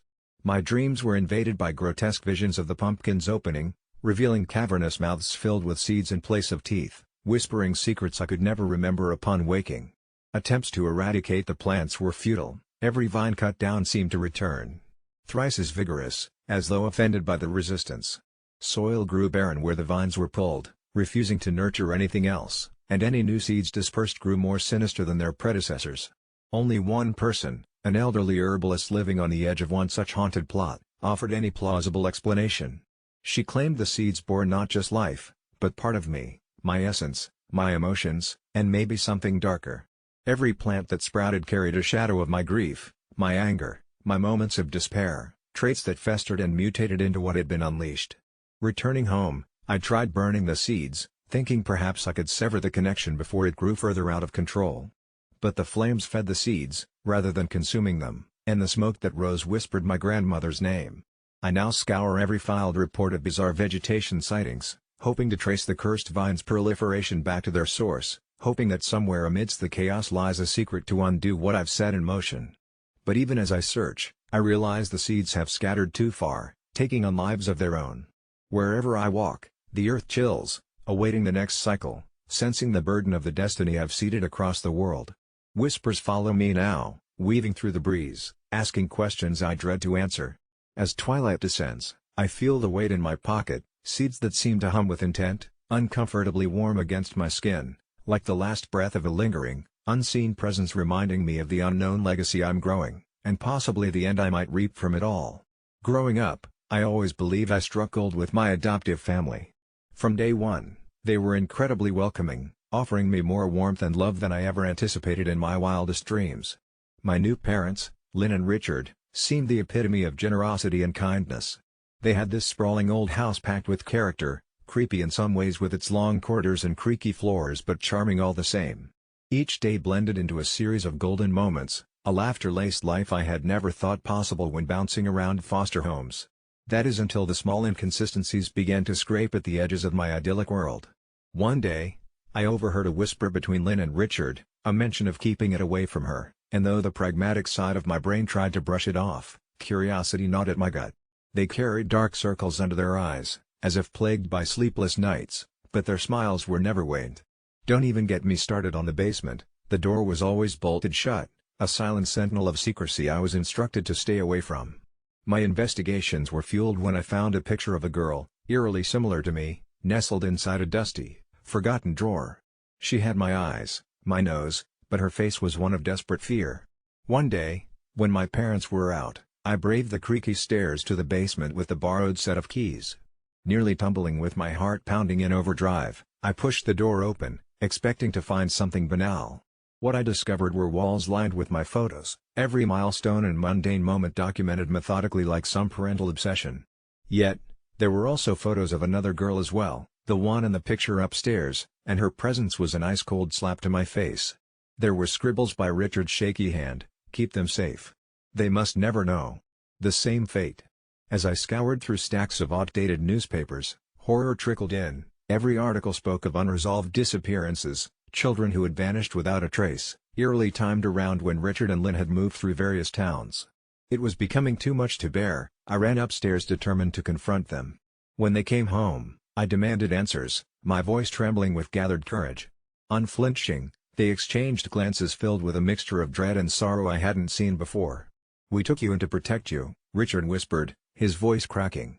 They revealed a tale too bizarre to believe, how they were custodians of some ancient curse, bound to keep lost children from being swallowed by whatever shadowy force targeted kids who had no family to care for them, a protector across generations. The girl from the photographs was Lynn's younger sister, taken just before Lynn knew the secret, leaving a lost-shaped ghost that they promised never to see again, not if they could help it. That's why they moved so often, why the basement held frantic memories instead of gifts of affection. They were holding danger at bay, a sinister whisper on the edge of my existence, by crafting not just any family, but a shield.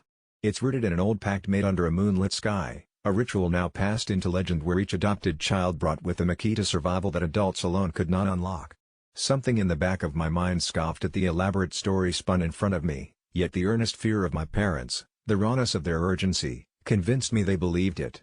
What choice did I have but to include their fears into my reality, even if it meant living with a match lit under a wick of chilling suspense?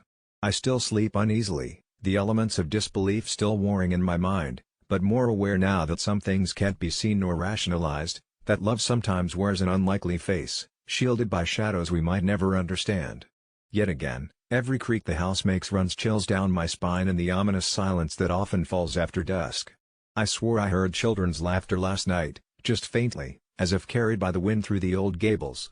Richard and Lynn insist it's just the wind, but I catch them casting nervous glances towards the bolted basement door, as if wondering if they truly are the masters of what they've taken on or merely players in a cosmic theater of dread. I've considered running, packing my bags and leaving them to their choices, but something more binding than fear holds me, the warmth of their love mixed with residual terror, knitting the tapestry of my unusual home in a way I couldn't imagine losing. My adoptive family, my very cage and sanctuary, as complex as the stories they wove and the otherworldly intentions they trust. For as long as I can remember, there's been a dark cloud pursuing me, a whisper, really, that started one innocuous afternoon. The day was uneventful, my feet trudging through the autumn leaves that crunched beneath my soles while my mind wandered aimlessly, when suddenly, amidst the rustling of trees, I heard it, a disembodied voice softly calling my name, "Eli." I stopped dead in my tracks, the world around me pausing like a film reel torn at its seams. I spun around, expecting to find some prankster or friend sneaking up with mischievous intentions. The park was empty, save for the silent sentinel of bare oaks and branches swaying lazily in the fickle wind. Dismissing the voice as an anomaly, possibly the echo of a memory or imagination's folly, I continued my journey home. It was only later, under the harsh glare of my ceiling light, did the voice return, threading through the silence of my small apartment, unraveling my sanity inch by painful inch. It wasn't always there, no. Rather, it came with moods, carried by night shadows, luring me to the windowsill where I would stare into the dark abyss, wondering if madness glanced back. It grew bold over time, striking without warning, while I brushed my teeth, busied myself with mundane routines, or even when I almost drifted to sleep, a monotonous chant brushing against my consciousness, demanding attention. Eli, it's time. What unnerved me more was not the voice itself but its familiarity that tickled the corners of long-buried memories. Desperate for peace, I sought therapy, confided in friends, sought refuge in science. Each session felt like attempting to piece together a jigsaw puzzle whose image kept changing, making each attempt more frustrating than the last. Then, Lucy, a fellow colleague with a penchant for the mystical, offered an alternative, esoteric in nature and garnished with skepticism from my side. Eli, sometimes the universe tries to communicate. Maybe you're just not willing to listen the right way, she suggested, pressing a small, worn leather notebook into my shaking hands, its pages filled with cryptic symbols and incantations for opening one's third eye or some such nonsense. I thanked her, though inwardly dismissed it. Over the next week, the voice's intensity didn't lessen. Instead, its persistence reached an apex, accompanied by evenings spent on YouTube, absorbed in strange rituals, half to humor the situation, half in a bid for relief. One dreary, rain-slicked night, while an angry storm lashed vehemently against my windows, the voice came again, not as an intruder on my thoughts but a tidal wave crashing through my psyche. I clutched the notebook, Lucy's words rattling in my mind like dice in a tin can. With nothing left to lose, I chanted one of the invocations, feeling foolish, yet oddly driven by an intense curiosity. No sooner had the last word left my lips did a sensation take hold, a visceral unraveling, as if layers of my reality peeled away, leaving raw nerves exposed to the winds of chaos. Gone was the dimly lit room and in its place, a landscape of shifting shadows and indistinct forms that danced just beyond perception. In the center floated a figure, ethereal and oddly comforting, vibrating in tandem with the rhythmic thrum of my heart. I dared to reach out, the figure responding in kind, and as our consciousnesses brushed, an understanding blossomed between us, flowering under the weight of countless unspoken truths. The voice, no longer separate, hummed a symphony of familiar tunes. These weren't mere whispers in the dark, but echoes of my past, my essence reaching out over dimensions unknown, trying to forge a connection lost through the cyclical dance of rebirth and forgotten memory. Questions flooded my mind, demanding answers. Why was I experiencing this? Where did the voice come from? Flickers of past lives flashed before my eyes, lifetimes entwined with those I've never met, yet instinctively recognized as pieces in a larger puzzle. I awoke with a start, the room bathed in early morning light, pulse racing. The experience had shifted something within me, an alignment of the self that quelled the persistent voice. Though exhausting, the encounter lent me insights into my fears and existence, devoid of horror save for the loss keenly felt for a love once known and hastily forgotten. I now recognize this voice not as a herald of insanity or specter of doom but a guide urging me toward enlightenment, helping close the rift between who I was and who I am meant to become. The journey isn't over. Every rustle of leaves or silence before the storm reminds me of connections that defy the constructs we place on our reality. The voice, that once tormentor, has become my confidant, a surreal and trusted friend awakened from the depths of time, though sometimes, I wonder, what led me here and what lurks beyond my newfound understanding. And so, I find myself on the precipice of discovery, living between the lines of two worlds, where reality's shadowy sibling beckons slyly, ever inviting me deeper into the mystery of the universe, and maybe, just maybe, it's something I needed to talk about all along. I never thought I'd be the one writing here, sharing something so bizarre it might shatter illusions of sanity, yet here I am. It started when Alice, my cheerful 8-year-old daughter, began exhibiting some unsettling behavior, something that has gnawed at the very edges of my reality. We live in a quiet suburb, where neighbors exchange smiles over fences, and the most scandalous gossip involves stray cats and misplaced garden gnomes. Nothing ever happens here. But everything shifted within the walls of my own home about 3 months ago. It was an ordinary evening when I realized something was not right with Alice. Although incidents began subtly, like when I found her speaking softly to the closet as if it were a friend. "Who are you talking to, sweetie?" I asked lightly, half expecting an imaginary friend, a rite of passage for children her age. Alice simply turned to me, her face a mask of confusion, and said, "Can't you see him, Mommy? It's Owen. He says he's from before." A chill crept down my spine, but I dismissed it, assuming it was just an odd phase. But over time, her conversations grew more complex, involving details that an 8-year-old could not have concocted. They were full of a history she had never learned, with chaotic whispers of places and times none of us had ever been. Then came the drawings. At first, they seemed like the typical scribbles of a child, vibrant and rough. But soon, they evolved into unsettling depictions of faces that were almost lifelike in their grotesqueness, accompanied by strange symbols that seemed ancient, etched with an eerie precision. My husband, James, reassured me, attributing her creativity to our genes as he was an artist himself in college. I tried to shake the growing unease, but then there were the nights where shadows seemed to live within her room, moving inexplicably as if her words had summoned unseen guests. One stormy night, power flickered from the heavens, the room falling into an ominous glow, and I heard a muffled giggling from her room. I opened the door stealthily, only for the light to burst back alive, revealing Alice mid-conversation with thin air, her gaze unsettlingly focused. The room went cold, the type of cold you feel in your bones, despite the howling summer winds. "He says the light hurts him," Alice explained nonchalantly, pointing to the oldest corner of the room, a spot that had always inexplicably felt a degree colder than the rest. I took a step back, feeling a presence pass through me like a gust of winter, whispering in a tongue that was both familiar and foreign. The sensation left me breathless, and it was the following morning I noticed the bruises. Faint, translucent markings on Alice's arms, shaped like fingerprints but disappearing much too quickly to be examined closely. Desperation drew me to a historian friend, hoping to claw at any semblance of an explanation. "The symbols," he muttered, squinting at the papers Alice had covered with her eerie artistry. "These are sigils, ancient ones, used in rituals to summon entities, supposedly." Supposedly. The word echoed in my mind, roiling with the impossible jumble of fear and denial. Yet, all the while, Alice remained unfazed, her once bright demeanor becoming more detached, as if she were being pulled elsewhere, piece by piece.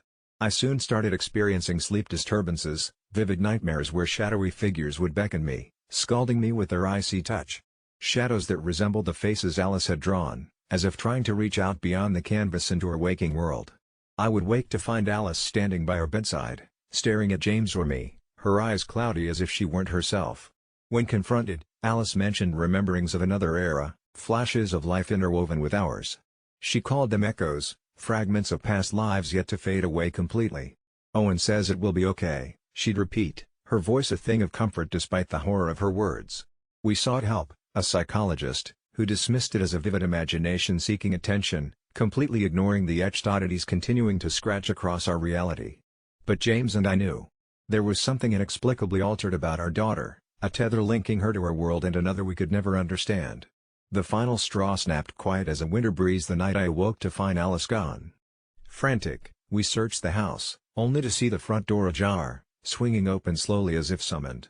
We found her at the edge of the woods at the border of our neighborhood, standing under the haunting stare of the full moon. I shouted her name, but she simply turned and grinned with an expression that was not hers. It was a smirk too mature, too knowing. Her eyes danced with shadows, flickering entities neither dead nor alive but caught between what was and what could never be. "Owen wants me to come home," she said, and her voice, chillingly calm, echoed in the night air. It took everything in us to pull her back, and in that moment of contact, time lost meaning, and a flurry of echoes surged within, the sensation of multiple lives intertwining. We saw glimpses of Alice in different times, different eras, always alongside the enigmatic silhouette of a little boy, Owen, his eyes like bottomless pits holding secrets of forgotten worlds. Since that night, Alice sleeps better, or at least she pretends to. There's a tranquility that she exudes now, one that's oddly unnatural, knowing. But I no longer feel safe under the same roof, as if I'm sharing my daughter with something beyond my comprehension. The bedroom corner is colder still, and sometimes, reflections in the mirror seem to lag, replaying moments in a disjointed echo as if time there does not adhere to the same rules. We're reaching out to specialists in paranormal studies, as much as the idea terrifies us, For the gravest fear lies in not knowing what we have allowed into our lives.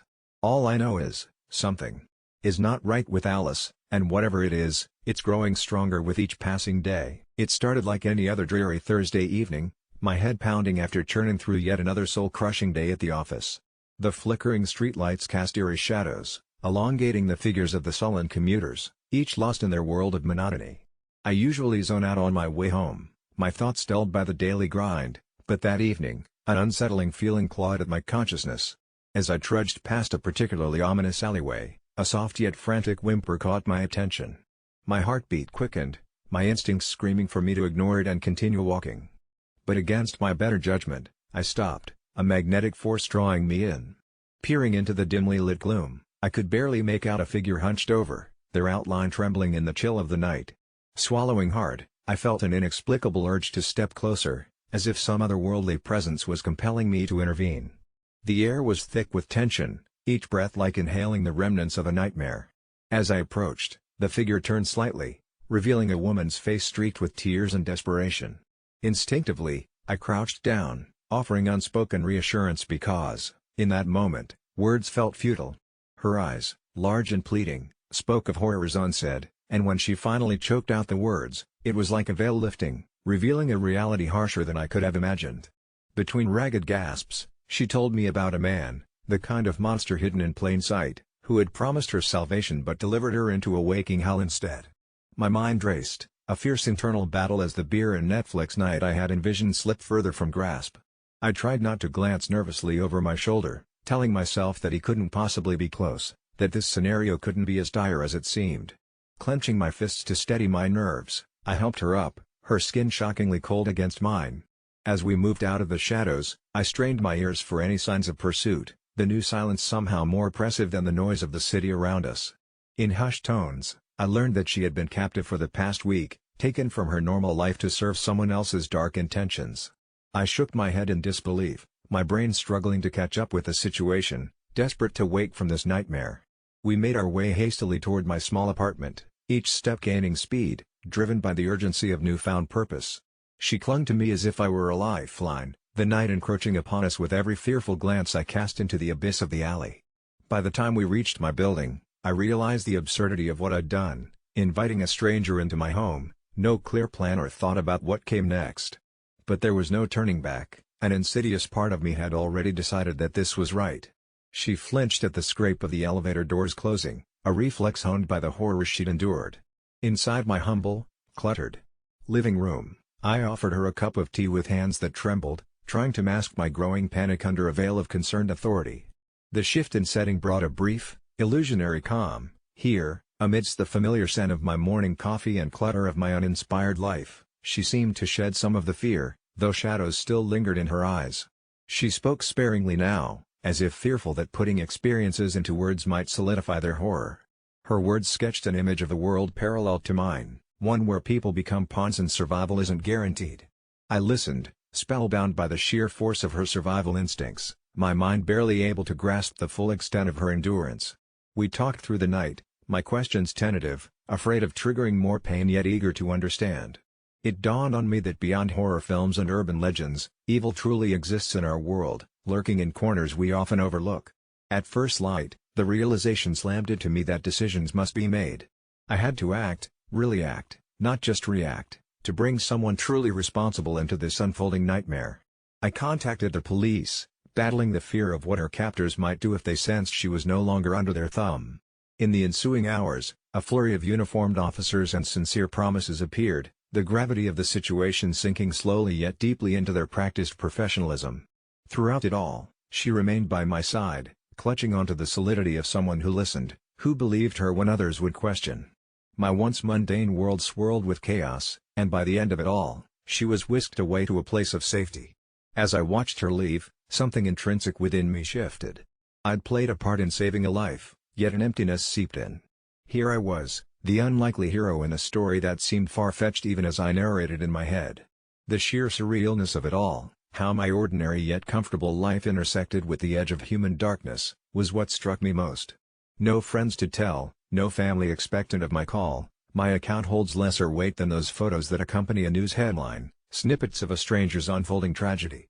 I've thought to write her story here, half temptation, half warning, urging those like you to heed cries in the darkness overlooked. Yet speaking aloud feels like betraying a sacred trust, the anonymity her tormentor relished, now undone, a quiet insurrection of a simple life intersected by fate's gnarled hand. So now I sit here, words pouring into ether, into you, reader, confessing not just to the audience, but perhaps to the universe. I hold pieces of another's survival, echoing truths that still haunt the recesses of my nights, casting shadows too vast for my single, inscrutable soul to anywhere else to ever share. Owning a motel was never on my bucket list, but when my uncle mysteriously passed and left me the keys to the Sunset Serenity Motel, I didn't have much of a choice. I was hoping for a fresh start after a messy divorce, and somewhere halfway between Tucson and nowhere seemed perfect. My first impression was nothing special, a faded neon sign buzzing sporadically, cracked asphalt, and a lobby that smelled faintly of pine sol and desperation. But there was something oddly charming about the place, so I decided to give it a shot. The first few nights were uneventful, with barely any guests trickling in. But on the fourth night, something weird happened that still haunts me. It was around 2 a.m. when my phone rang with a reception desk call. I cursed under my breath, I hadn't heard a peep from the damn thing since I arrived. Initially, I considered ignoring it, but something about the urgency of the ringing compelled me to answer. "Room 12, the TV won't turn off, and the screen's all static," rasped a gruff voice on the other end. I tried explaining that the TV remote had its quirks, shaking it usually did the trick, but the caller cut me off, "Just get someone here," before hanging up abruptly. Reluctantly, I dragged myself out of bed, wondering why I thought running a motel was a good idea. Room 12 was at the far end of the corridor, a corner shadowed by overgrown hedges that seemed to breathe in the wind. As I approached, the air felt thick and heavy, as if pressing down on my shoulders. That's when I noticed the TV inside flickering through the curtains, a chaotic dance of black and white, like there was a struggle occurring on the screen. I knocked gently, half hoping no one would answer and this would be a quick fix. No response. I was about to leave when the door creaked open eerily, as if inviting me in. The room was engulfed in the cold glow of the TV, displaying nothing but static. The light cast eerie shadows on the peeling wallpaper, and the stagnant air inside was thick with a musty smell. It looked like no one had been there for a long time, dust coated the surfaces, and the bedspread was untouched. "Hello?" I called out, feeling a chill drape over me. No response, except for the persistent hiss of the TV. A shiver of dread ran through me as I crossed the room and picked up the remote from the bed. Strangely, the power button refused to work, despite changing the batteries just the day before. Suddenly, the static morphed into images, quick, fragmented glimpses of people's faces, their expressions twisted in anguish, but gone before I could make sense of them. My heart pounded as the channels flipped on their own, a rapid fire of unnervingly clear silent screams and eyes that seemed to lock with mine as they appeared. I finally managed to rip the TV's plug from the wall. Silence swallowed the room, leaving only the echo of my ragged breathing. But there was something off, the air was colder, as if the temperature had dropped 10 degrees in an instant. That's when I noticed it, the mirror on the wall, a slight distortion rippling across its surface, like watching a reflection in water. I stepped closer, and my breath turned to frost on the glass. Within the glass, the reflection of the room revealed not me alone, but a shadowy silhouette hovering behind me. I spun around, but the room was empty. My skin prickled with an ancient instinct to flee, but my feet felt glued to the spot. The hairs on my neck stood rigid, and I swear I could hear faint whispers, like a breeze that carried secrets from another world. They were incoherent at first, but slowly sharpened into discernible words. "Help us. Trapped." Before I could process anything, the mirror's surface cracked with an ear-splitting shatter, sending splinters of glass skittering across the floor. I bolted from the room, not stopping until I reached the lobby and slammed the door behind me. Panting heavily, I tried to rationalize what I'd just witnessed, but reason felt like a distant ally in that moment.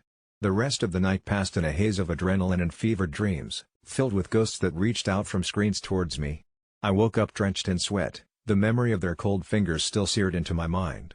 Determined to confront this, I returned to room 12 after sunrise, every creak of the floorboards echoing in the stillness.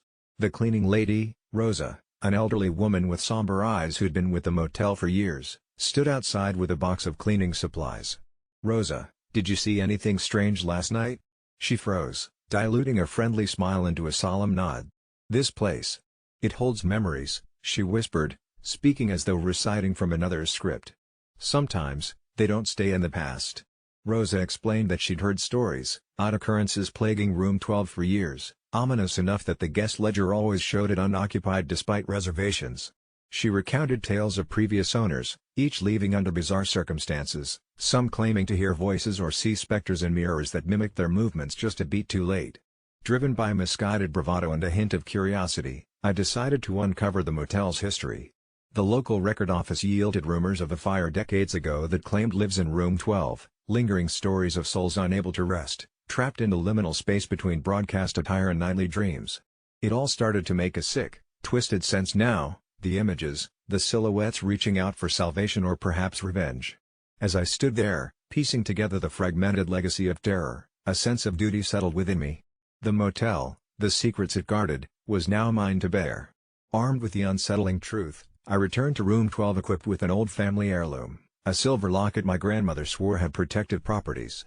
I whispered words of farewell, hoping to provide some measure of peace. As I placed the locket beneath the bed like an offering, there was a moment of stillness, as if the building exhaled, and then a warm light enveloped the room, softening its edges. The air grew lighter, the reflections steady and true. I stayed until I felt a strange calm. That night, the TV stayed off, and dreams, if they came, passed unnoticed. I knew this was not an ending but a temporary ceasefire, because old motels like this one never really shed their secrets, they only share them with someone who listens. Every Friday, the world as I know it peels away like layers of dead skin, revealing a hauntingly abandoned version beneath, and I wish I knew how it began or why it chooses me. I used to look forward to Fridays, just as any other employee would, marking the end of another grueling week, planning for 2 days of freedom. But now, it's a day I dread, even as I cross the threshold of sanity, one toe at a time, into the clutches of something unspeakable. It started innocuously enough, a flicker in my peripheral vision while riding the bus home, a sensation as if someone or something brushed against me when my apartment door swung open on its own. Passing it off as fatigue-induced hallucination seemed reasonable until reality itself began to warp, first slightly and then more distinctly. At exactly 9:27 p.m., every Friday, I'd find myself awake in my dimly lit apartment, music and voices from neighbors fading like the distant hum of half-remembered dreams.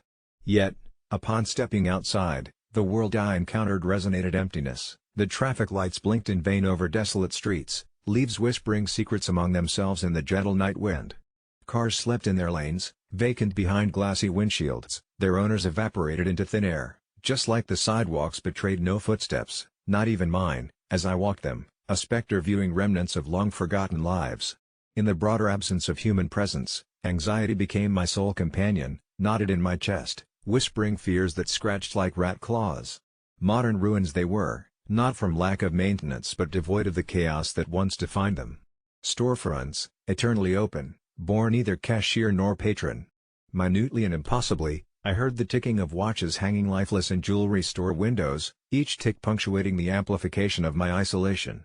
It wasn't until the fourth Friday that I met her, clad in tattered clothes, eyes wide and haunted, a lone figure among phantoms. Her name was Mira, or at least that's the identity she clung to, woven from shadows as hollow as the echo of our footsteps. We weren't alone, she informed me. Others were trapped, slipping into this void with a semblance of frequency, albeit fated never to cross paths. She described our fragments scattered across dimensions, held by some unseen entity, feeding on the chaos only proverbial lightning could ignite. It made sense in this distorted nightmare where reason lost its compass. Together, we wandered the silent tableau, piecing snippets of memories into flimsy parallels, pooling theories that dissolved like sugar beneath rain. I wasn't safe, Mira warned, though her eyes spoke it more clearly than words could. My presence here was neither random nor an anomaly destined to dissolve. I was caught in this twilight hour, where time folded and twisted, and not all who trespassed emerged unscathed. Still, week after week, a magnetic pull dragged me into this barren reality, and I found Mira. Wherever I left her, as if she had never moved an inch, like a glitch in a game I couldn't escape. Mirrors taunted me, their reflections lied, showing hints of other versions, a gasping, tortured visage bleeding into my own in time-lapsed anguish. An unfathomable need coalesced into action. If this world mirrored my own, perhaps the solution lay in undoing the tether binding us. So we wandered, purposed by fragments of hope, in search of a key hidden beneath layers of mundane existence. I stole glances at street signs, cryptic messages bleeding subtle clues, half-dreamt déjà vus whispering interpretive truths. Mira insisted we'd find a door, a rift through which we could sever the ties binding us here, even as every step challenged our resolve. Oddities met us beneath every streetlight, albeit less hostile than inquisitive. Anything that dripped would cling to your very soul if you let your guard slip, an unearthly parasite keen on draining what little humanity we clung to. Finally, amidst the ruins of an old library, stones older than cognizant history, we found it. A library that refused to be forgotten, whose tomes whispered secrets folded into shadows. An archway stood before us, deceptively simple yet thrumming with an ethereal energy. As we approached, a cacophony of voices, our own voices, called out from unseen crevices, frightened, commanding, despairing. It took everything to hold our ground against the clashing currents, like a gale force of existential despair. With that threshold so close, I had choices: to flee, to fight, or to surrender. It was Mira who made the leap of faith first. Even as I watched, her form flickered, untethered, a soul-granted reprieve. The connection snapped, like the tightening snip of scissors on thread, and she was gone. Returned or reborn, I did not know. My feet hesitated, fear rooting me to stone until the void growled like hunger remembered too late. With a last glance into the depths of that forsaken silence, I stepped forward, heart pounding 1,000 sins, and was met with a blinding flash, an overwhelming sense of being unmoored. The world spun back into focus, sounds acclimatizing anew, normalcy painting over my senses like a fresh coat, albeit with the permanence of watercolors, susceptible to the next touch of rain. I awoke, once more at home, returned to my own world but marked by the journey, boundless questions tethered only by the fear of knowing their answers. And just as before, I knew, when Friday arrives again, so too will the world's mirror, the one that reflects more than truth, where reality masquerades as fiction, waiting once more to draw me into its patient arms.